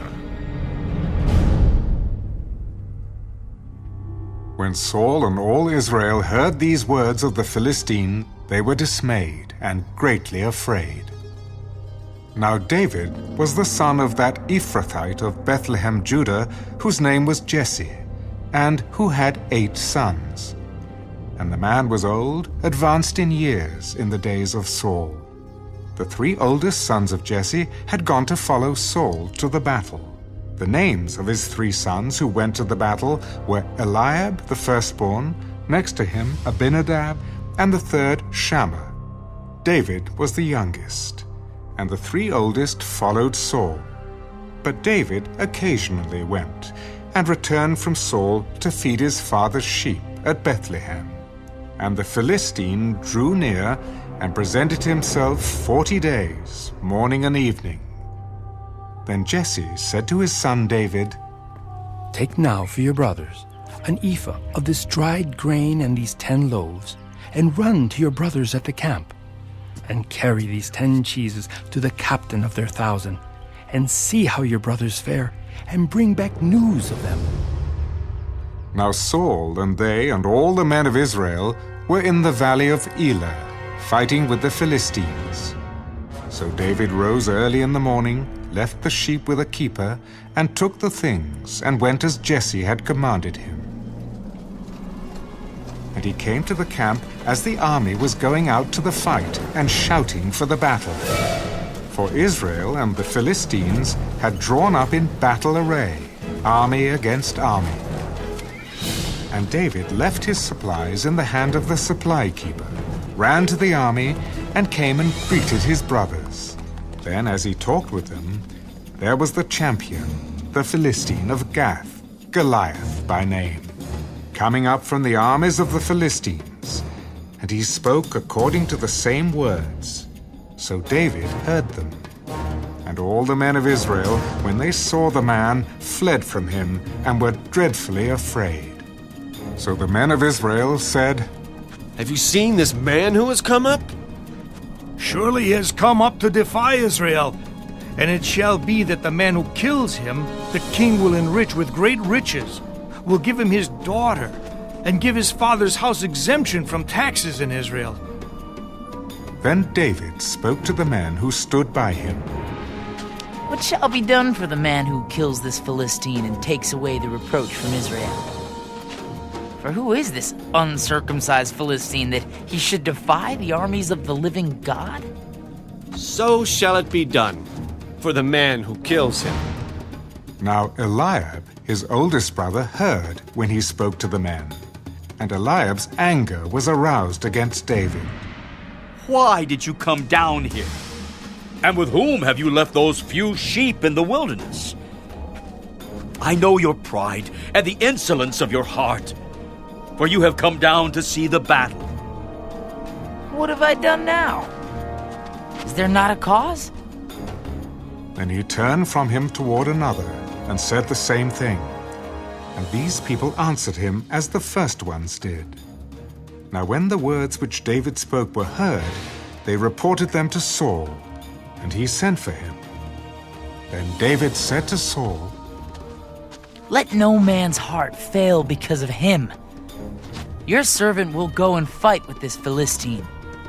You are not able to go against this Philistine to fight with him. For you are a youth, and he a man of war from his youth. Your servant used to keep his father's sheep. And when a lion or a bear came and took a lamb out of the flock, I went out after it and struck it, and delivered the lamb from its mouth. And when it arose against me, I caught it by its beard and struck and killed it.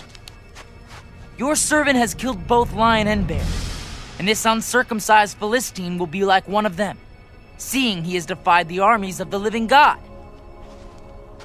The Lord, who delivered me from the paw of the lion and from the paw of the bear, he will deliver me from the hand of this Philistine." Go, and the Lord be with you. So Saul clothed David with his armor, and he put a bronze helmet on his head.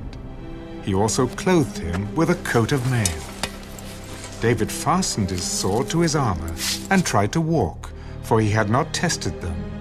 And David said to Saul, I cannot walk with these, for I have not tested them." So David took them off. Then he took his staff in his hand, and he chose for himself 5 smooth stones from the brook, and he put them in a shepherd's bag, in a pouch which he had, and his sling was in his hand. And he drew near to the Philistine. So the Philistine came, and began drawing near to David. And the man who bore the shield went before him, when the Philistine looked about and saw David, he disdained him, for he was only a youth, ruddy and good-looking. Am I a dog that you come to me with sticks? And the Philistine cursed David by his gods. Come to me, and I will give your flesh to the birds of the air and the beasts of the field. You come to me with a sword, with a spear and with a javelin. But I come to you in the name of the Lord of hosts, the God of the armies of Israel, whom you have defied. This day the Lord will deliver you into my hand, and I will strike you and take your head from you. And this day I will give the carcasses of the camp of the Philistines to the birds of the air and the wild beasts of the earth, that all the earth may know that there is a God in Israel. Then all this assembly shall know that the Lord does not save with sword and spear, for the battle is the Lord's, and he will give you into our hands. So it was when the Philistine arose and came and drew near to meet David, that David hurried and ran toward the army to meet the Philistine.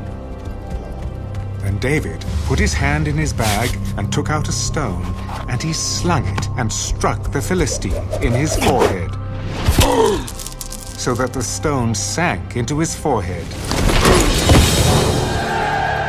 and he fell on his face to the earth. So David prevailed over the Philistine with a sling and a stone, and struck the Philistine and killed him. But there was no sword in the hand of David. Therefore David ran and stood over the Philistine, took his sword and drew it out of its sheath, and killed him, and cut off his head with it. And when the Philistines saw that their champion was dead, they fled. Now the men of Israel and Judah arose and shouted, and pursued the Philistines as far as the entrance of the valley, and to the gates of Ekron.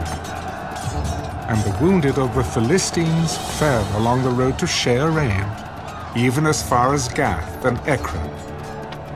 Then the children of Israel returned from chasing the Philistines, and they plundered their tents.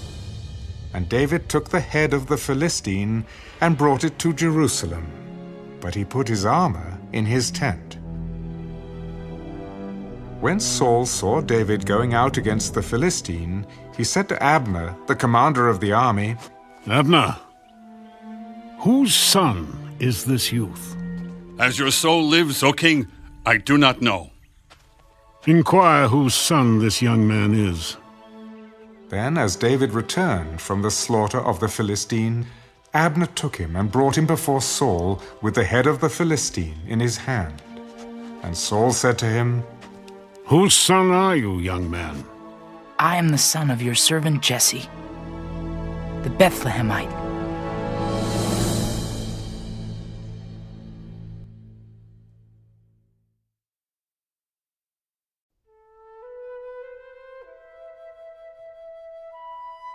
Now when he had finished speaking to Saul, the soul of Jonathan was knit to the soul of David, and Jonathan loved him as his own soul. Saul took him that day and would not let him go home to his father's house any more. Then Jonathan and David made a covenant, because he loved him as his own soul. And Jonathan took off the robe that was on him and gave it to David, with his armor, even to his sword and his bow and his belt. So David went out wherever Saul sent him, and behaved wisely. And Saul set him over the men of war, and he was accepted in the sight of all the people, and also in the sight of Saul's servants. Now it had happened, as they were coming home, when David was returning from the slaughter of the Philistine, that the women had come out of all the cities of Israel, singing and dancing to meet King Saul, with tambourines, with joy, and with musical instruments. So the women sang as they danced, and said, Saul has slain his thousands, and David his 10,000s. Then Saul was very angry, and the saying displeased him. They have ascribed to David 10,000s. and to me they have ascribed only thousands. Now what more can he have but the kingdom? So Saul eyed David from that day forward. And it happened on the next day that the distressing spirit from God came upon Saul, and he prophesied inside the house. So David played music with his hand, as at other times. But there was a spear in Saul's hand, and Saul cast the spear, for he said, I will pin David to the wall. But David escaped his presence twice. Now Saul was afraid of David, because the Lord was with him, but had departed from Saul. Therefore Saul removed him from his presence, and made him his captain over 1,000. And he went out and came in before the people. And David behaved wisely in all his ways, and the Lord was with him. Therefore, when Saul saw that he behaved very wisely, he was afraid of him. But all Israel and Judah loved David, because he went out and came in before them. Then Saul said to David, Here is my older daughter, Merab. I will give her to you as a wife. Only be valiant for me, and fight the Lord's battles. For Saul thought, Let my hand not be against him, but let the hand of the Philistines be against him. So David said to Saul, Who am I?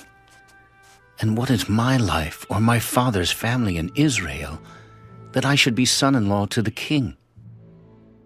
But it happened at the time when Merab, Saul's daughter, should have been given to David, that she was given to Adriel the Meholathite as a wife.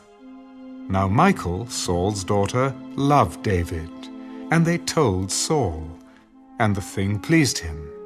So Saul said, I will give her to him, that she may be a snare to him, and that the hand of the Philistines may be against him. Therefore Saul said to David a second time, You shall be my son-in-law today. And Saul commanded his servants, Communicate with David secretly and say, Look, the king has delight in you, and all his servants love you. Now therefore, become the king's son-in-law. So Saul's servants spoke those words in the hearing of David.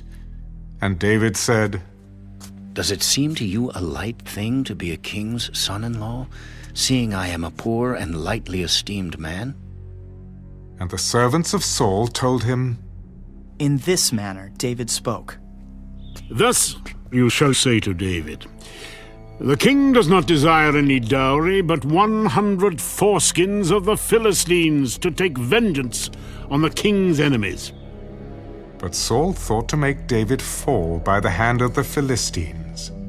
So when his servants told David these words, it pleased David well to become the king's son-in-law. Now the days had not expired. Therefore David arose and went, he and his men, and killed 200 men of the Philistines. And David brought their foreskins, and they gave them in full count to the king, that he might become the king's son-in-law. Then Saul gave him Michal, his daughter, as a wife. Thus Saul saw and knew that the Lord was with David, and that Michal, Saul's daughter, loved him. And Saul was still more afraid of David. So Saul became David's enemy continually. Then the princes of the Philistines went out to war. And so it was, whenever they went out, that David behaved more wisely than all the servants of Saul, so that his name became highly esteemed.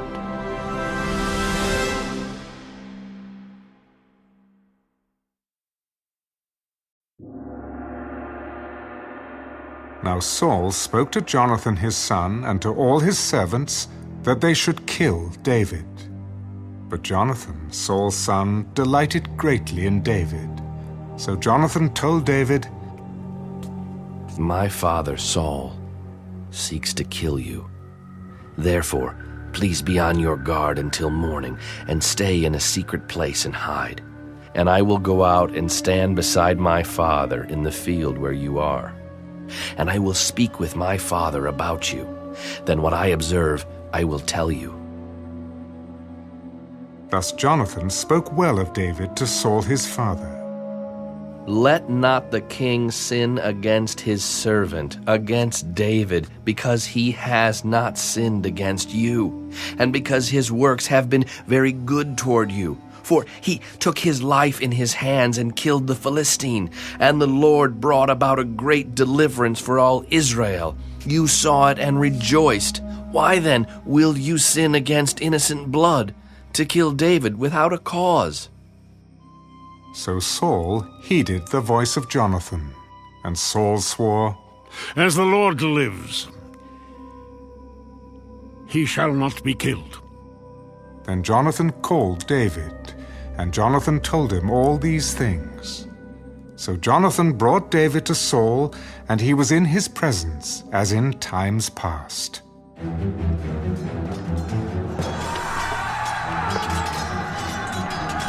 And there was war again. And David went out and fought with the Philistines, and struck them with a mighty blow, and they fled from him.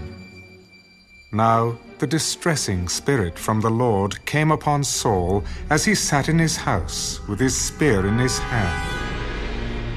No! No! And David was playing music with his hand. Then Saul sought to pin David to the wall with the spear, but he slipped away from Saul's presence, and he drove the spear into the wall. So David fled and escaped that night. Saul also sent messengers to David's house to watch him and to kill him in the morning. And Michal, David's wife, told him, "If you do not save your life tonight, tomorrow you will be killed." So Michal let David down through a window, and he went and fled and escaped. And Michal took an image and laid it in the bed, put a cover of goat's hair for his head, and covered it with clothes. So when Saul sent messengers to take David, she said, "He is sick." Then Saul sent the messengers back to see David. "Bring him up to me in the bed, that I may kill him." And when the messengers had come in, there was the image in the bed, with a cover of goat's hair for his head.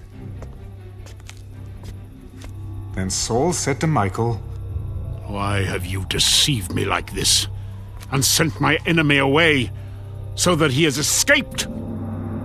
He said to me, "Let me go. Why should I kill you?"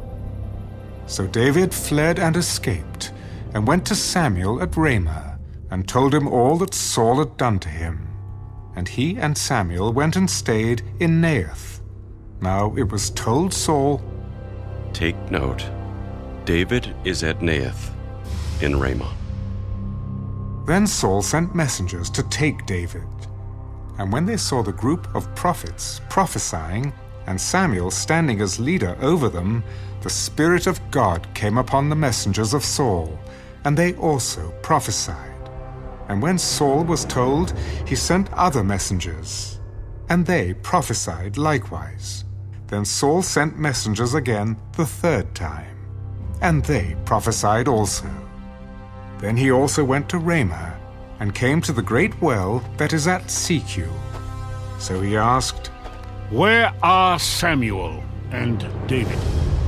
And someone said, "Indeed, they are at Naioth in Ramah." So he went there to Naioth in Ramah. Then the Spirit of God was upon him also, and he went on and prophesied until he came to Naioth in Ramah. And he also stripped off his clothes, and prophesied before Samuel in like manner, and lay down naked all that day and all that night.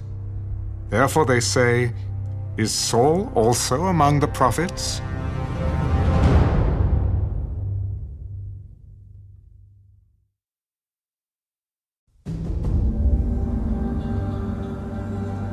Then David fled from Naioth in Ramah, and went and said to Jonathan, "What have I done? What is my iniquity, and what is my sin before your father, that he seeks my life?" By no means. You shall not die. Indeed, my father will do nothing either great or small without first telling me. And why should my father hide this thing from me? It is not so. Then David took an oath again. Your father certainly knows that I have found favor in your eyes. And he has said, do not let Jonathan know this, lest he be grieved. But truly, as the Lord lives and as your soul lives, there is but a step between me and death. Whatever you yourself desire, I will do it for you. Indeed, tomorrow is the new moon, and I should not fail to sit with the king to eat. But let me go, that I may hide in the field until the third day at evening. If your father misses me at all, then say, David earnestly asked permission of me that he might run over to Bethlehem, his city, for there is a yearly sacrifice there for all the family. If he says thus, it is well, your servant will be safe. But if he is very angry, be sure that evil is determined by him. Therefore you shall deal kindly with your servant, for you have brought your servant into a covenant of the Lord with you. Nevertheless, if there is iniquity in me, kill me yourself. For why should you bring me to your father? Far be it from you. For if I knew certainly that evil was determined by my father to come upon you, then would I not tell you? Who will tell me? Or what if your father answers you roughly? Come, let us go out into the field. So both of them went out into the field. Then Jonathan said to David, The Lord God of Israel is witness. When I have sounded out my father sometime tomorrow, or the third day, and indeed there is good toward David, and I do not send to you and tell you, may the Lord do so and much more to Jonathan.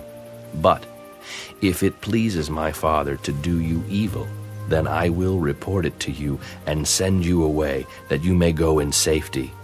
And the Lord be with you as he has been with my father. And you shall not only show me the kindness of the Lord while I still live, that I may not die, but you shall not cut off your kindness from my house forever. No, not when the Lord has cut off every one of the enemies of David from the face of the earth. So Jonathan made a covenant with the house of David. Let the Lord require it at the hand of David's enemies. Now Jonathan again caused David to vow, because he loved him, for he loved him as he loved his own soul. Then Jonathan said to David, Tomorrow is the new moon, and you will be missed, because your seat will be empty. And when you have stayed 3 days, go down quickly and come to the place where you hid on the day of the deed, and remain by the stone Esau. Then I will shoot 3 arrows to the side, as though I shot at a target. And there I will send a lad, saying, Go find the arrows. If I expressly say to the lad, Look, the arrows are on this side of you, get them and come. Then, as the Lord lives, there is safety for you and no harm. But if I say thus to the young man, Look, the arrows are beyond you, go your way, for the Lord has sent you away. And as for the matter which you and I have spoken of, indeed, the Lord be between you and me forever. Then David hid in the field, and when the new moon had come, the king sat down to eat the feast. Now the king sat on his seat, as at other times, on a seat by the wall. And Jonathan arose, and Abner sat by Saul's side, but David's place was empty. Nevertheless, Saul did not say anything that day, for he thought, Something has happened to him.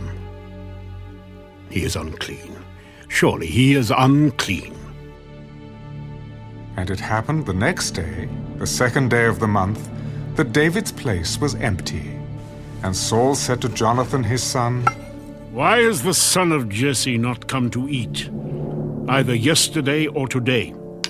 David earnestly asked permission of me to go to Bethlehem. And he said, Please let me go, for our family has a sacrifice in the city, and my brother has commanded me to be there.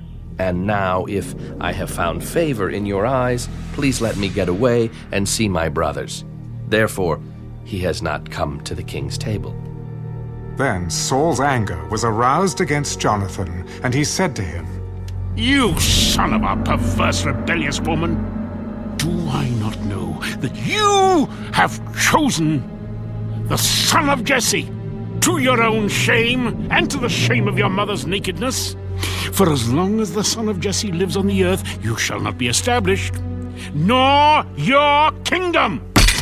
Now therefore send and bring him to me, for he shall surely die."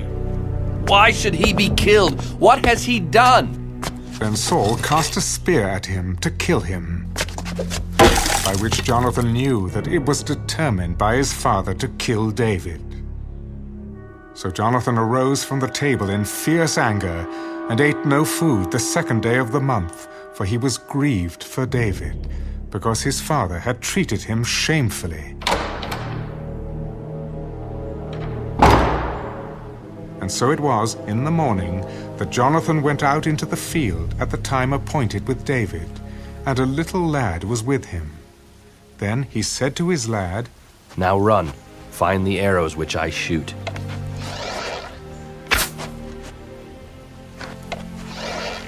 As the lad ran, he shot an arrow beyond him.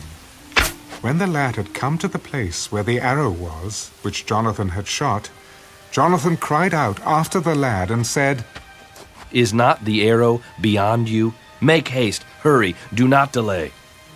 So Jonathan's lad gathered up the arrows and came back to his master. But the lad did not know anything. Only Jonathan and David knew of the matter. Then Jonathan gave his weapon to his lad and said to him, "Go, carry them to the city." As soon as the lad had gone, David arose from a place toward the south, fell on his face to the ground, and bowed down 3 times. And they kissed one another, and they wept together, but David more so. Then Jonathan said to David, "Go in peace, since we have both sworn in the name of the Lord, saying, 'May the Lord be between you and me, and between your descendants and my descendants forever.'"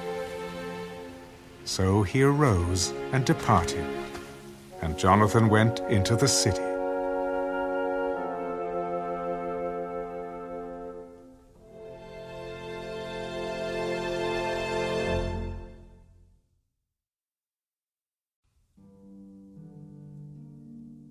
Now David came to Nob, to Ahimelech the priest.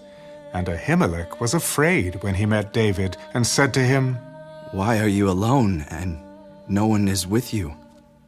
"The king has ordered me on some business, and said to me, 'Do not let anyone know anything about the business on which I send you, or what I have commanded you. And I have directed my young men to such and such a place. Now, therefore, what have you on hand? Give me 5 loaves of bread in my hand, or whatever can be found.'" "There is no common bread on hand, but there is holy bread, if the young men have at least kept themselves from women." "Truly, women have been kept from us about 3 days since I came out, and the vessels of the young men are holy, and the bread is in effect common, even though it was consecrated in the vessel this day." So the priest gave him holy bread, for there was no bread there, but the showbread, which had been taken from before the Lord, in order to put hot bread in its place on the day when it was taken away. Now a certain man of the servants of Saul was there that day, detained before the Lord. And his name was Doeg, an Edomite, the chief of the herdsmen who belonged to Saul. And David said to Ahimelech, "Is there not here on hand a spear or a sword? For I have brought neither my sword nor my weapons with me, because the king's business required haste. The sword of Goliath the Philistine, whom you killed in the valley of Elah. There it is, wrapped in a cloth behind the ephod. If you will take that, take it, for there is no other except that one here. There is none like it. Give it to me. Then David arose and fled that day from before Saul and went to Achish, the king of Gath. And the servants of Achish said to him, Is this not David, the king of the land? Did they not sing of him to one another in dances, saying, Saul has slain his thousands, and David his 10,000s? Now David took these words to heart, and was very much afraid of Achish, the king of Gath. So he changed his behavior before them, pretended madness in their hands, scratched on the doors of the gate, and let his saliva fall down on his beard. Then Achish said to his servants, Look, you see the man is insane. Why have you brought him to me? Have I need of madmen, that you have brought this fellow to play the madman in my presence? Shall this fellow come into my house?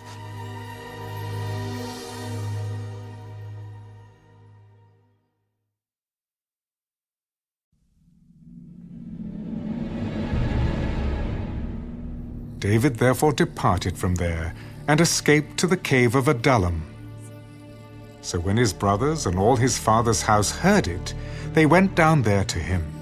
And everyone who was in distress, everyone who was in debt, and everyone who was discontented gathered to him. So he became captain over them, and there were about 400 men with him. Then David went from there to Mizpah of Moab, and he said to the king of Moab, Please, let my father and mother come here with you, till I know what God will do for me. So he brought them before the king of Moab, and they dwelt with him all the time that David was in the stronghold. Now the prophet Gad said to David, Do not stay in the stronghold. Depart, and go to the land of Judah. So David departed, and went into the forest of Hereth. When Saul heard that David and the men who were with him had been discovered, now Saul was staying in Gibeah, under a tamarisk tree in Ramah, with his spear in his hand, and all his servants standing about him. Then Saul said to his servants who stood about him, Hear now, you Benjamites. Will the son of Jesse give every one of you fields and vineyards, and make you all captains of thousands and captains of hundreds? All of you have conspired against me, and there is no one who reveals to me that my son has made a covenant with the son of Jesse. And there is not one of you who is sorry for me, or reveals to me that my son has stirred up my servant against me to lie in wait, as it is this day. Then answered Doeg, the Edomite, who was set over the servants of Saul. I saw the son of Jesse going to Nob, to Ahimelech, the son of Ahitub, and he inquired of the Lord for him, gave him provisions, and gave him the sword of Goliath, the Philistine. So the king sent to call Ahimelech the priest, the son of Ahitub, and all his father's house, the priests who were in Nob. And they all came to the king. And Saul said, Hear now, son of Ahitub. Here I am, my lord. Why have you conspired against me, you and the son of Jesse, in that you have given him bread and a sword, and have inquired of God for him, that he should rise against me to lie in wait, as it is this day? And who among all your servants is as faithful as David, who is the king's son-in-law, who goes at your bidding and is honorable in your house? Did I then begin to inquire of God for him? Far be it from me. Let not the king impute anything to his servant or to any in the house of my father. For your servant knew nothing of all this, little or much. You shall surely die, Ahimelech. You and all your father's house. Then the king said to the guards who stood about him, Turn and kill the priests of the Lord, because their hand also is with David, and because they knew when he fled and did not tell it to me. But the servants of the king would not lift their hands to strike the priests of the Lord. And the king said to Doeg, You! Turn and kill the priests!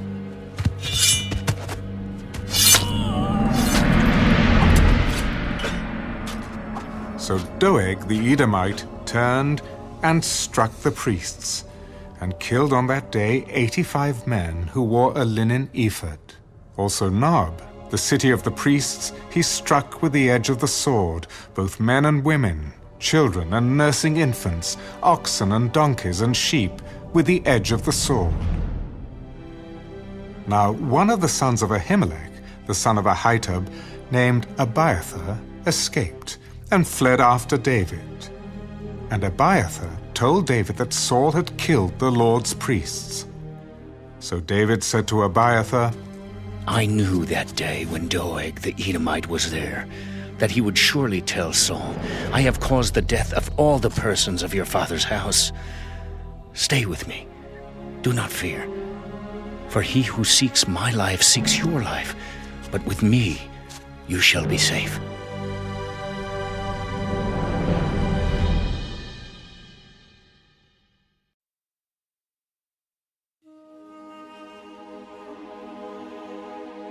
Then they told David, Look, the Philistines are fighting against Keilah, and they are robbing the threshing floors. Therefore David inquired of the Lord, Shall I go and attack these Philistines? Go and attack the Philistines and save Keilah. But David's men said to him, Look, we are afraid here in Judah. How much more then if we go to Keilah against the armies of the Philistines? Then David inquired of the Lord once again. And the Lord answered him, Arise, go down to Keilah, for I will deliver the Philistines into your hand. And David and his men went to Keilah, and fought with the Philistines, and struck them with a mighty blow, and took away their livestock. So David saved the inhabitants of Keilah. Now it happened, when Abiathar, the son of Ahimelech, fled to David at Keilah, that he went down with an ephod in his hand. And Saul was told that David had gone to Keilah. So Saul said, God has delivered him into my hand, for he has shut himself in by entering a town that has gates and bars. Then Saul called all the people together for war, to go down to Keilah to besiege David and his men. When David knew that Saul plotted evil against him, he said to Abiathar the priest, Bring the ephod here. O Lord, God of Israel, your servant has certainly heard that Saul seeks to come to Keilah, to destroy the city for my sake. Will the men of Keilah deliver me into his hand? Will Saul come down, as your servant has heard?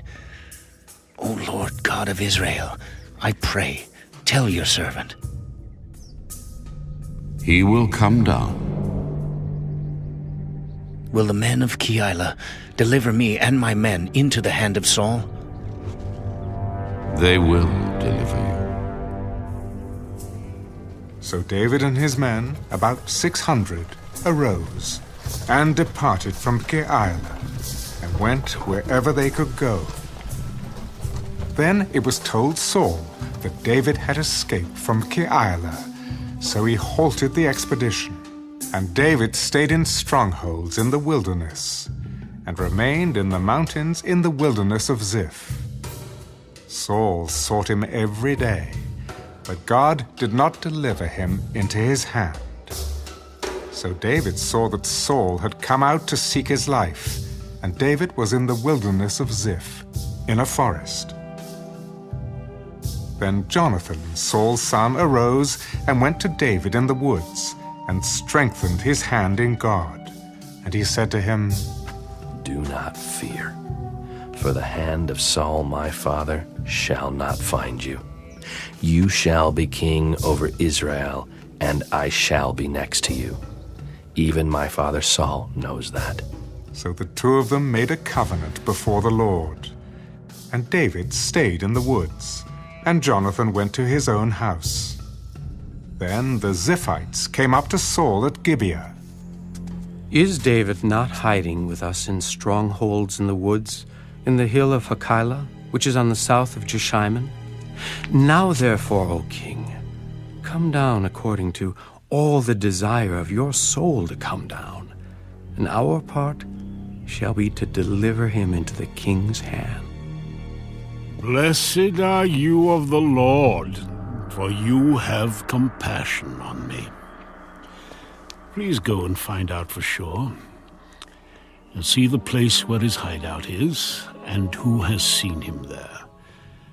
For I am told he is very crafty. See, therefore, and take knowledge of all the lurking places where he hides, and come back to me with certainty, and I will go with you.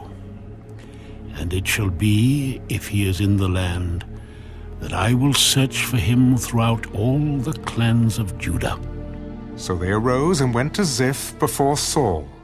But David and his men were in the wilderness of Maon, in the plain on the south of Jeshimon. When Saul and his men went to seek him, they told David. Therefore he went down to the rock, and stayed in the wilderness of Maon. And when Saul heard that, he pursued David in the wilderness of Maon. Then Saul went on one side of the mountain, and David and his men on the other side of the mountain. So David made haste to get away from Saul, for Saul and his men were encircling David and his men to take them. But a messenger came to Saul. Hurry and come, for the Philistines have invaded the land. Therefore Saul returned from pursuing David and went against the Philistines. So they called that place the Rock of Escape. Then David went up from there and dwelt in strongholds at En-gedi.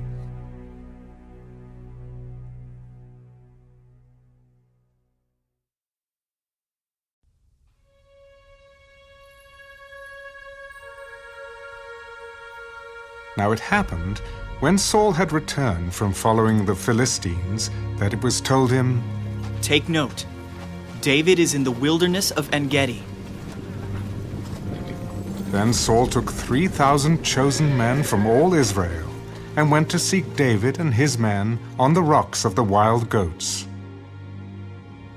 So he came to the sheepfolds by the road, where there was a cave, and Saul went in to attend to his needs. David and his men were staying in the recesses of the cave.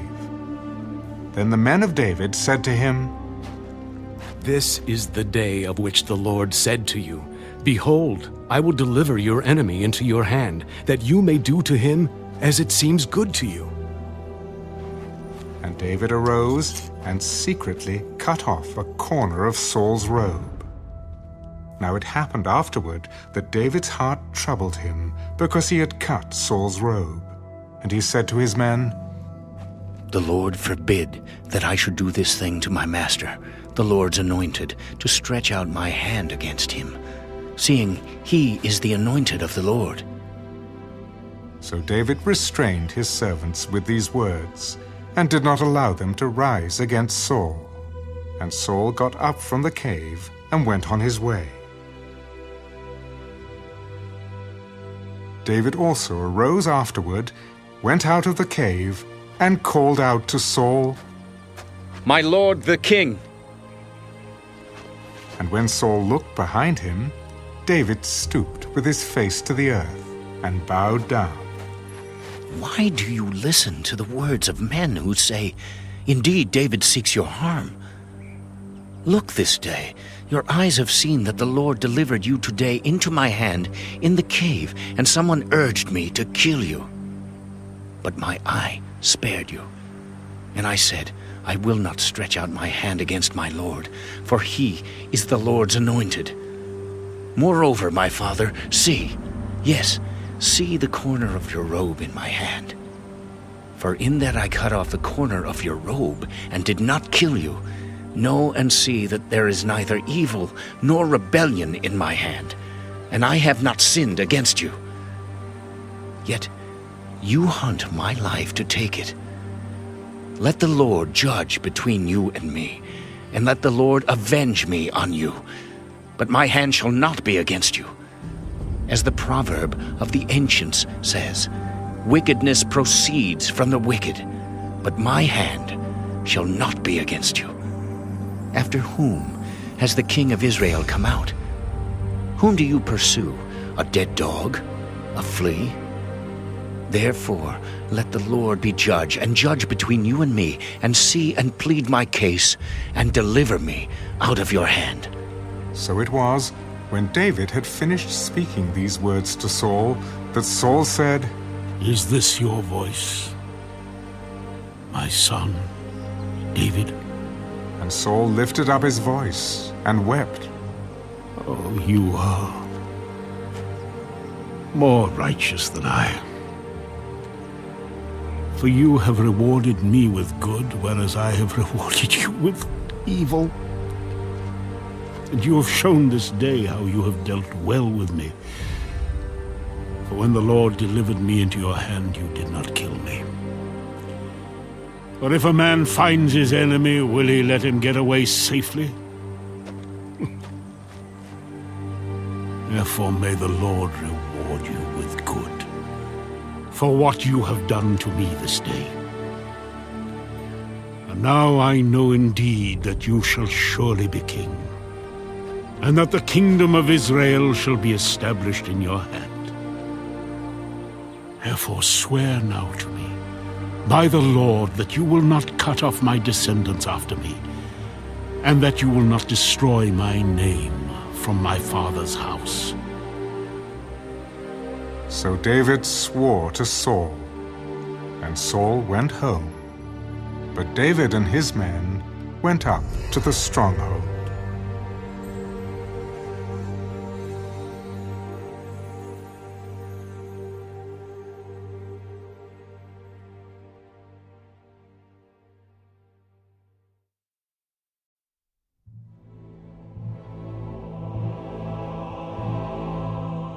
Then Samuel died, and the Israelites gathered together and lamented for him, and buried him at his home in Ramah.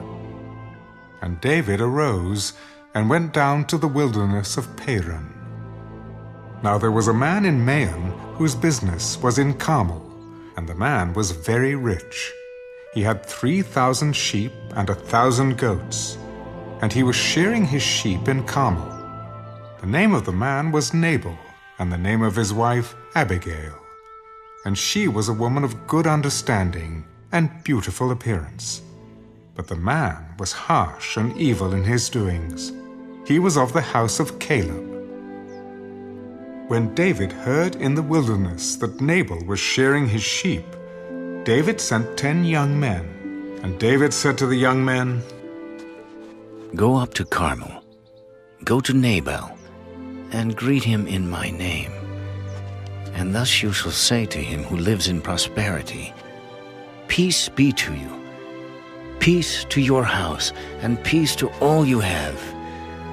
Now I have heard that you have shearers. Your shepherds were with us, and we did not hurt them, nor was there anything missing from them all the while they were in Carmel. Ask your young men, and they will tell you.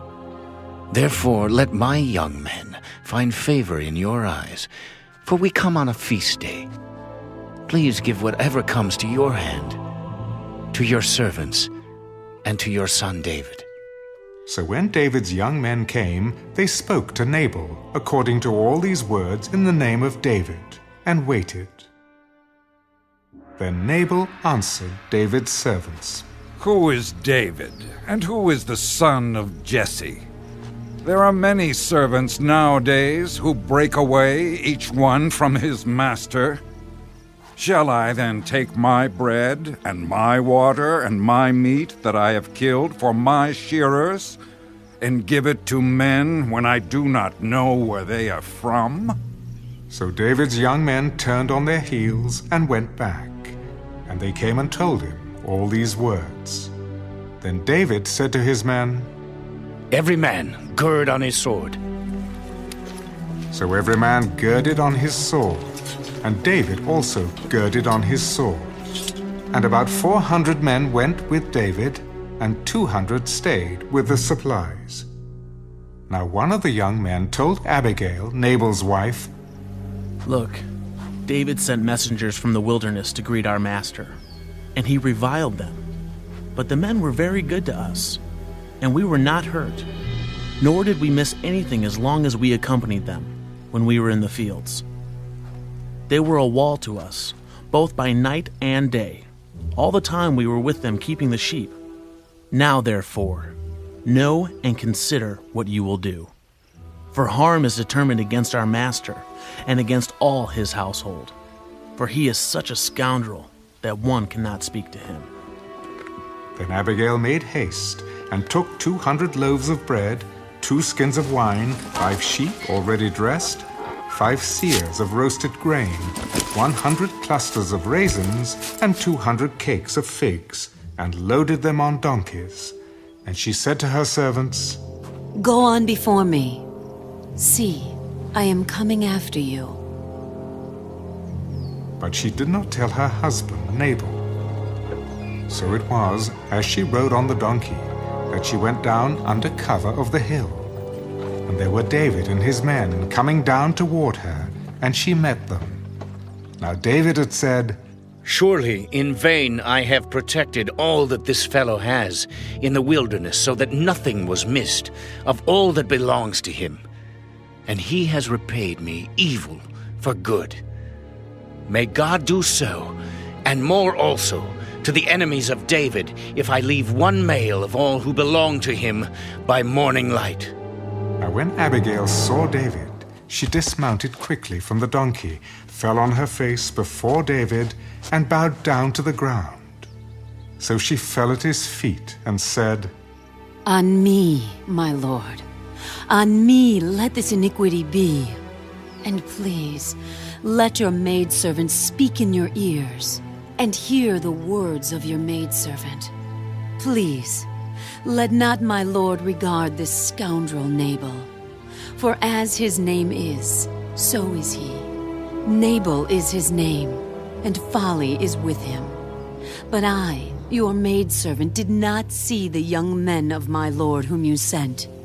Now therefore, my lord, as the Lord lives and as your soul lives, since the Lord has held you back from coming to bloodshed and from avenging yourself with your own hand, now then, let your enemies and those who seek harm for my lord be as Nabal. And now this present which your maidservant has brought to my lord, let it be given to the young men who follow my lord. Please forgive the trespass of your maidservant, for the Lord will certainly make for my lord an enduring house, because my lord fights the battles of the Lord, and evil is not found in you throughout your days.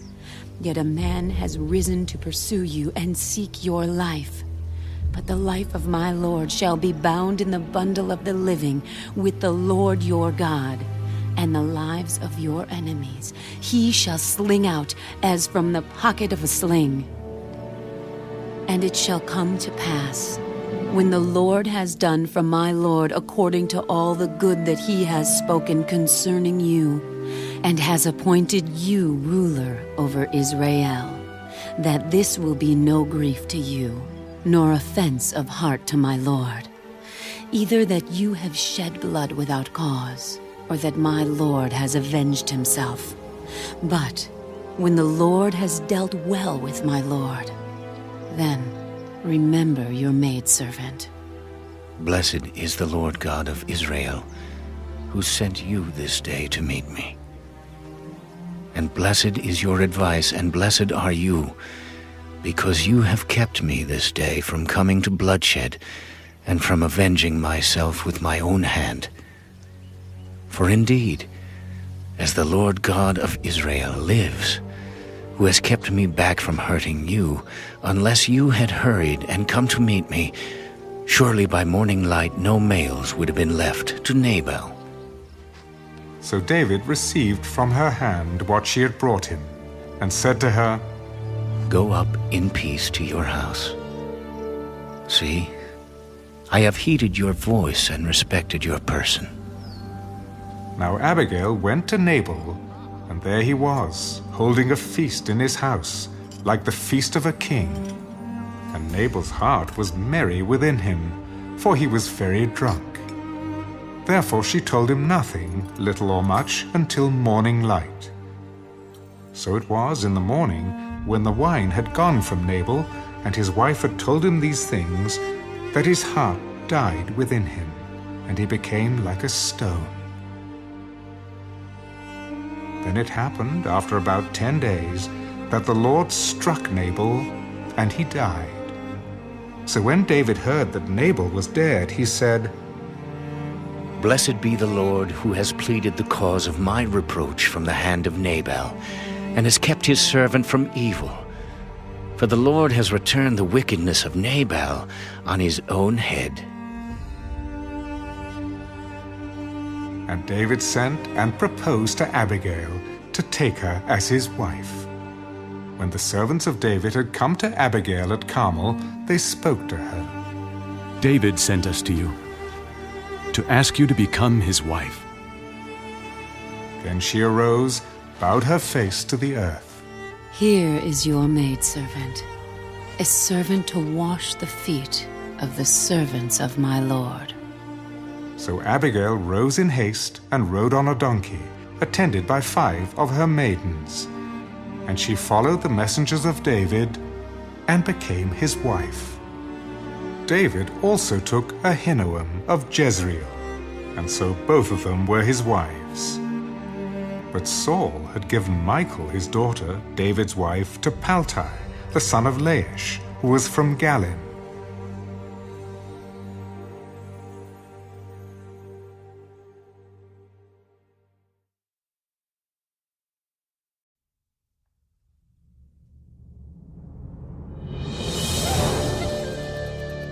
Now the Ziphites came to Saul at Gibeah.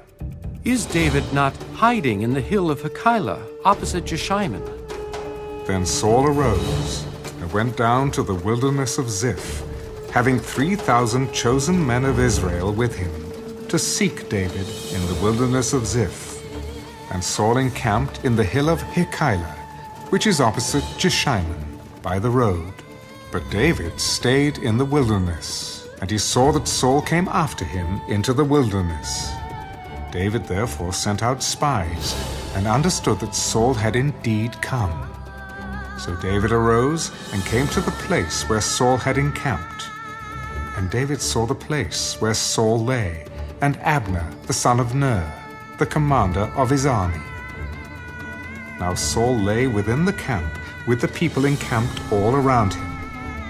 Then David answered, and said to Ahimelech the Hittite, and to Abishai the son of Zeruiah, brother of Joab, Who will go down with me to Saul in the camp? And Abishai said, I will go down with you. So David and Abishai came to the people by night, and there Saul lay sleeping within the camp, with his spear stuck in the ground by his head, and Abner and the people lay all around him. Then Abishai said to David, God has delivered your enemy into your hand this day.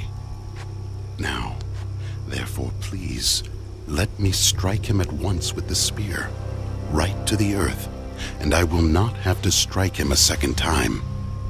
Do not destroy him, for who can stretch out his hand against the Lord's anointed and be guiltless? As the Lord lives, the Lord shall strike him, or his day shall come to die. or he shall go out to battle and perish. The Lord forbid that I should stretch out my hand against the Lord's anointed. But please, take now the spear and the jug of water that are by his head, and let us go."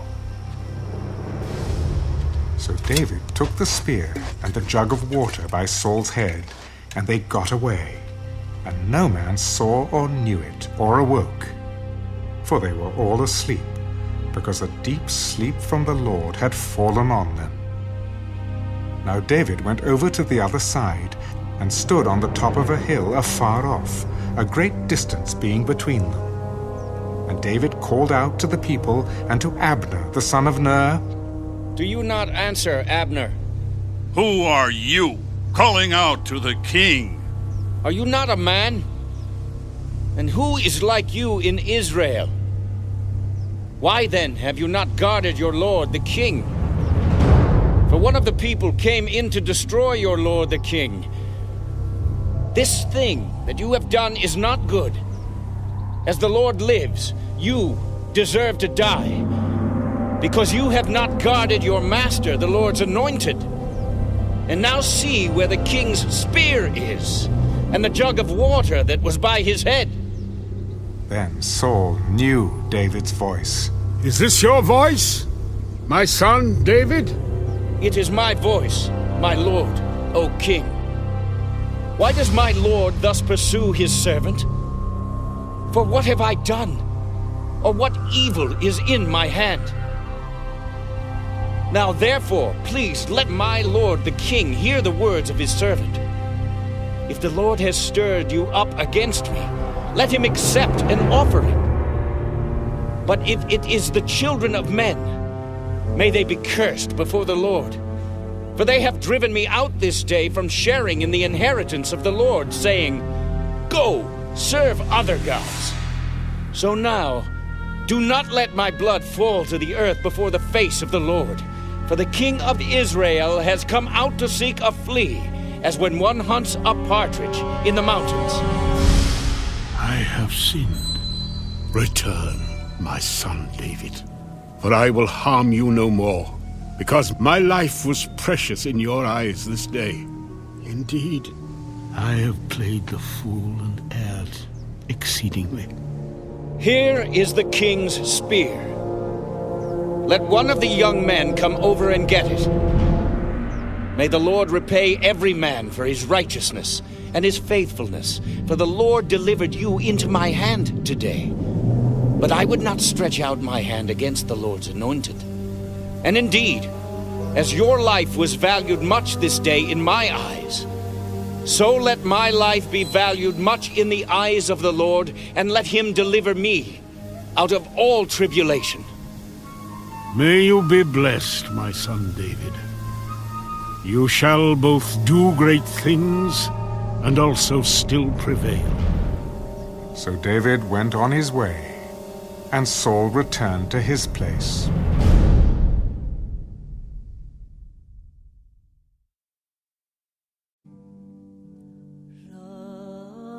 And David said in his heart, "Now I shall perish someday by the hand of Saul. There is nothing better for me than that I should speedily escape to the land of the Philistines, and Saul will despair of me to seek me any more in any part of Israel. So I shall escape out of his hand." Then David arose and went over with the 600 men who were with him to Achish, the son of Maach, king of Gath. So David dwelt with Achish at Gath, he and his men, each man with his household, and David with his 2 wives, Ahinoam the Jezreelitess, and Abigail the Carmelitess, Nabal's widow. And it was told Saul that David had fled to Gath, so he sought him no more. Then David said to Achish, "If I have now found favor in your eyes, let them give me a place in some town in the country, that I may dwell there. For why should your servant dwell in the royal city with you?" So Achish gave him Ziklag that day. Therefore Ziklag has belonged to the kings of Judah to this day. Now the time that David dwelt in the country of the Philistines was 1 full year and 4 months. And David and his men went up and raided the Geshurites, the Girzites, and the Amalekites. For those nations were the inhabitants of the land from of old, as you go to Shur, even as far as the land of Egypt.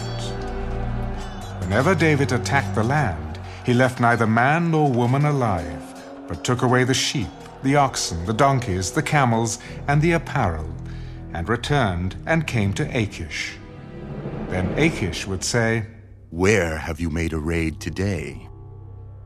And David would say, "Against the southern area of Judah, or against the southern area of the Jerahmeelites, or against the southern area of the Kenites." David would save neither man nor woman alive, to bring news to Gath, saying, "Lest they should inform on us, saying, 'Thus David did.'" And thus was his behavior all the time he dwelt in the country of the Philistines. So Achish believed David. He has made his people Israel utterly abhor him. Therefore he will be my servant forever.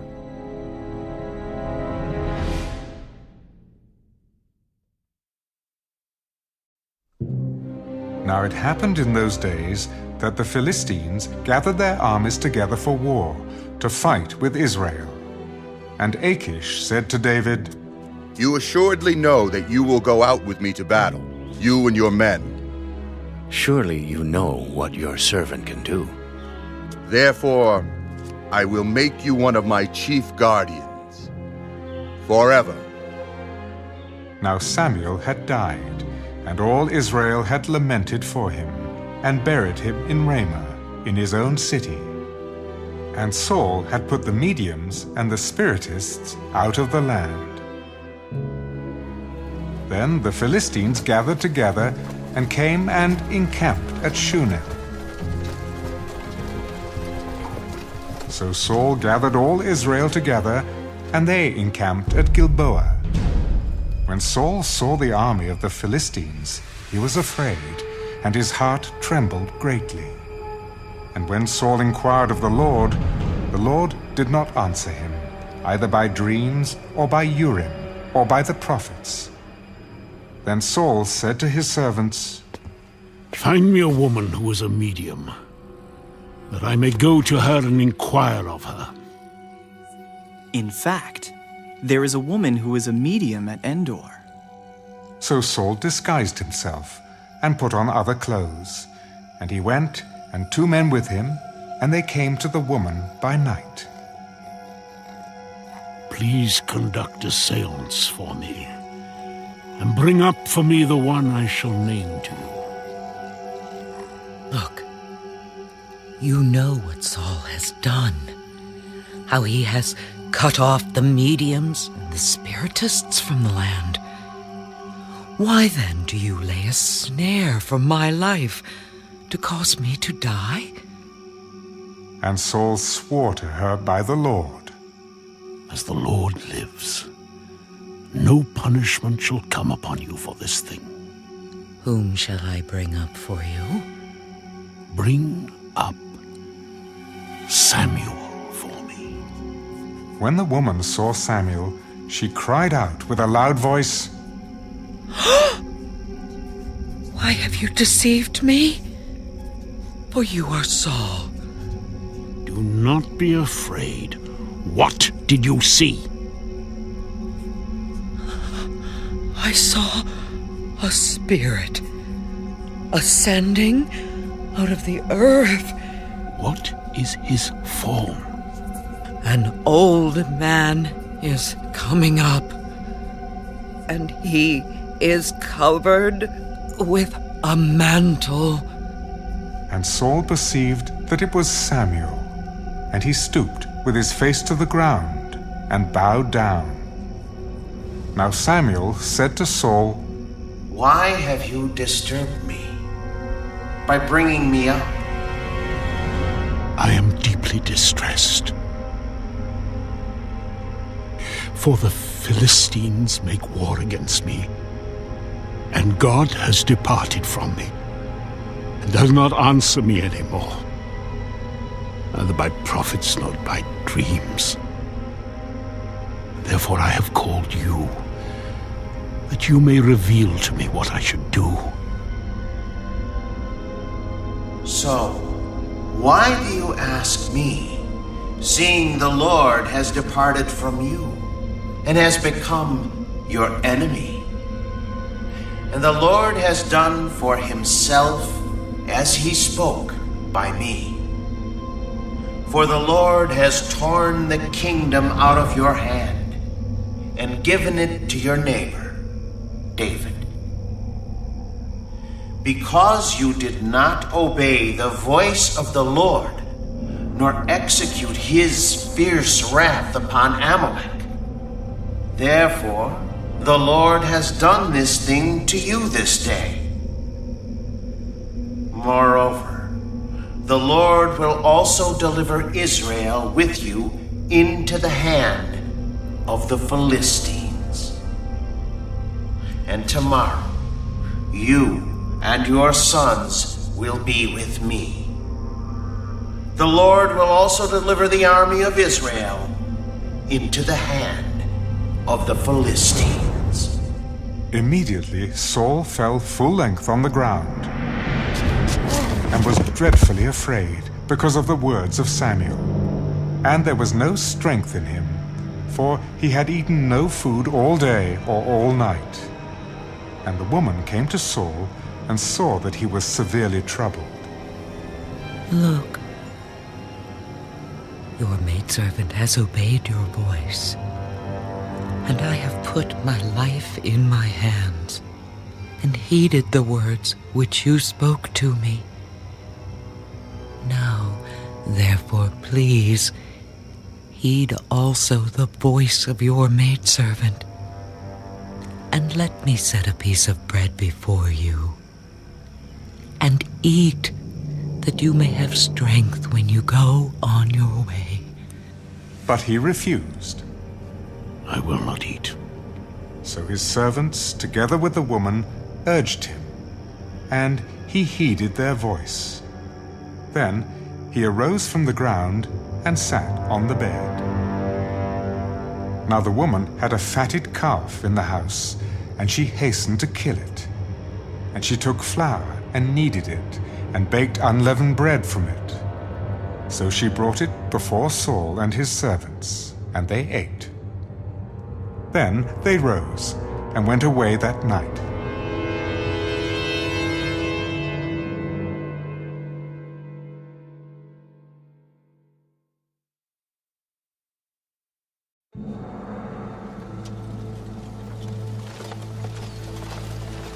Then the Philistines gathered together all their armies at Aphek, and the Israelites encamped by a fountain which is in Jezreel. And the lords of the Philistines passed in review by hundreds and by thousands.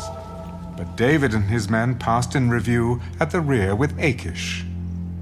Then the princes of the Philistines said, "What are these Hebrews doing here?"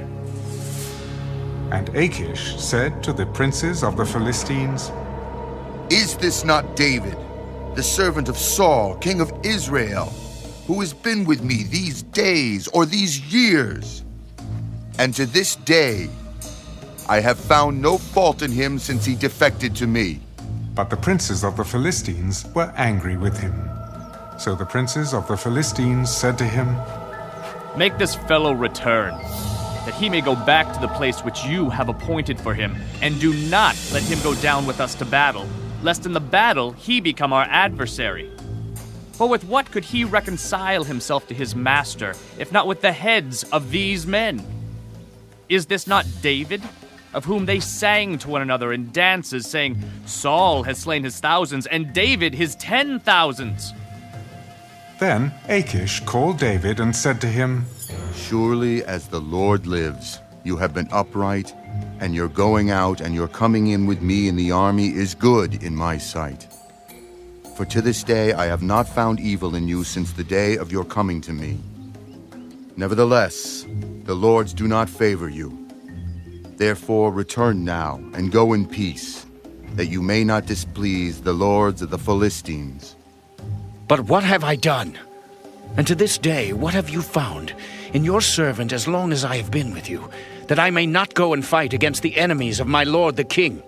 I know that you are as good in my sight as an angel of God.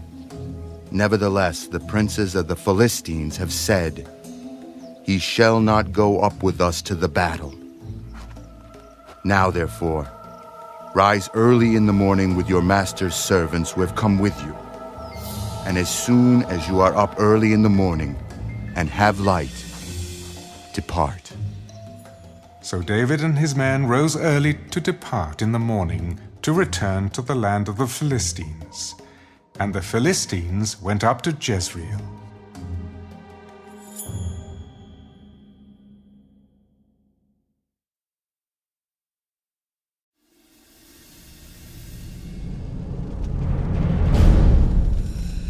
Now it happened, when David and his men came to Ziklag on the third day, that the Amalekites had invaded the south and Ziklag, attacked Ziklag, and burned it with fire, and had taken captive the women and those who were there, from small to great. They did not kill anyone, but carried them away and went their way. So David and his men came to the city, and there it was, burned with fire, and their wives, their sons, and their daughters had been taken captive. Then David and the people who were with him lifted up their voices and wept, until they had no more power to weep. And David's two wives, Ahinoam the Jezreelitess, and Abigail the widow of Nabal the Carmelite, had been taken captive. Now David was greatly distressed, for the people spoke of stoning him, because the soul of all the people was grieved, every man for his sons and his daughters. But David strengthened himself in the Lord his God. Then David said to Abiathar the priest, Ahimelech's son, "Please, bring the ephod here to me." And Abiathar brought the ephod to David. So David inquired of the Lord, "Shall I pursue this troop? Shall I overtake them?" Pursue, for you shall surely overtake them, and without fail recover all. So David went, he and the 600 men who were with him, and came to the brook Besor, where those stayed who were left behind. But David pursued, he and 400 men, for 200 stayed behind, who were so weary that they could not cross the brook Besor. Then they found an Egyptian in the field, and brought him to David. And they gave him bread, and he ate, and they let him drink water. And they gave him a piece of a cake of figs, and 2 clusters of raisins. So when he had eaten, his strength came back to him, for he had eaten no bread, nor drunk water for 3 days and 3 nights. Then David said to him, "To whom do you belong, and where are you from?"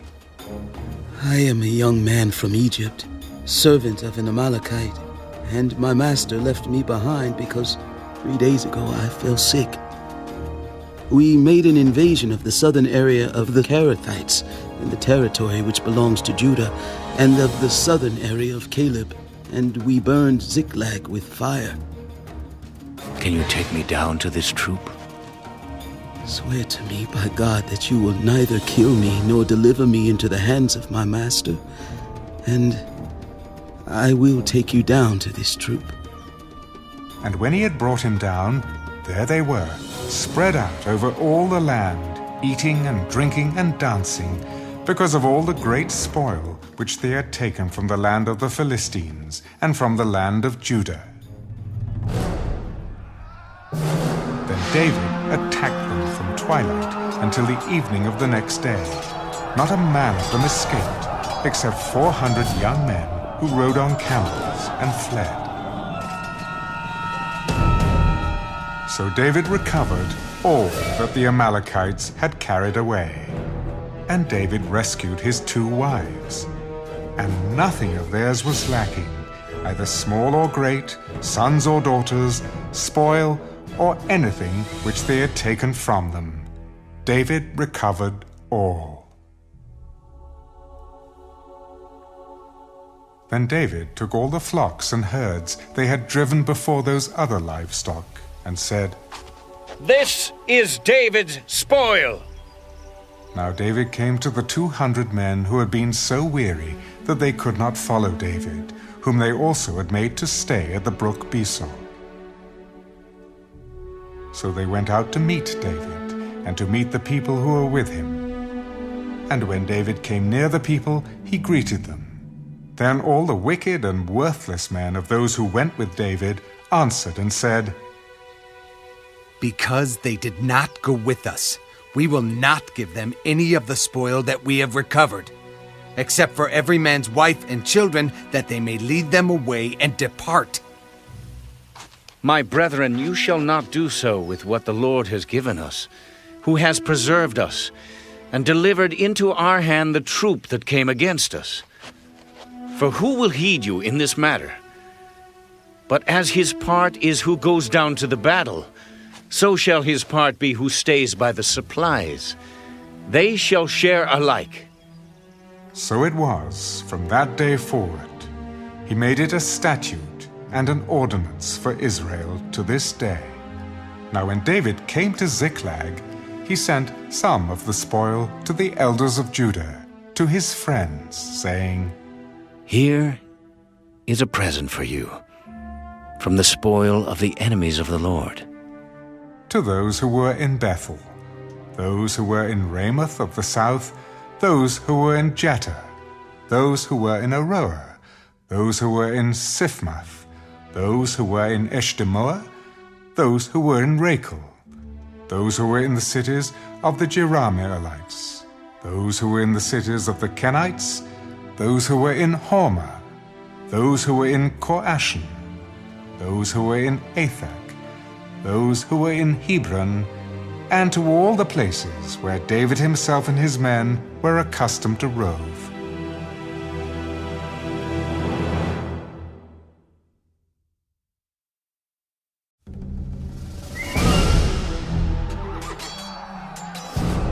Now the Philistines fought against Israel, and the men of Israel fled from before the Philistines, and fell slain on Mount Gilboa.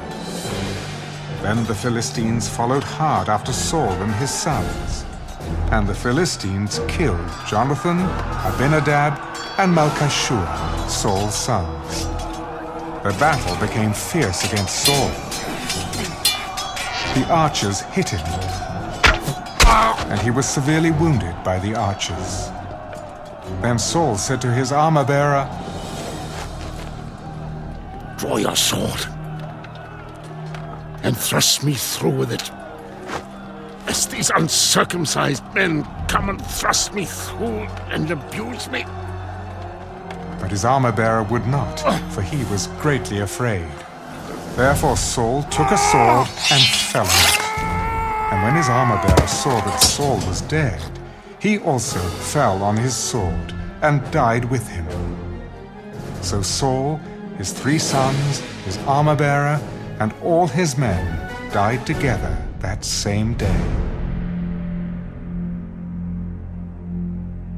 And when the men of Israel, who were on the other side of the valley, and those who were on the other side of the Jordan, saw that the men of Israel had fled, and that Saul and his sons were dead, they forsook the cities and fled. And the Philistines came and dwelt in them. So it happened the next day, when the Philistines came to strip the slain, that they found Saul and his 3 sons fallen on Mount Gilboa. And they cut off his head, and stripped off his armor, and sent word throughout the land of the Philistines to proclaim it in the temple of their idols and among the people. Then they put his armor in the temple of the Ashtoreths, and they fastened his body to the wall of Beth-shan. Now when the inhabitants of Jabesh-Gilead heard what the Philistines had done to Saul, all the valiant men arose and traveled all night, and took the body of Saul and the bodies of his sons from the wall of Bethshan, and they came to Jabesh, and burned them there. Then they took their bones, and buried them under the tamarisk tree at Jabesh, and fasted 7 days.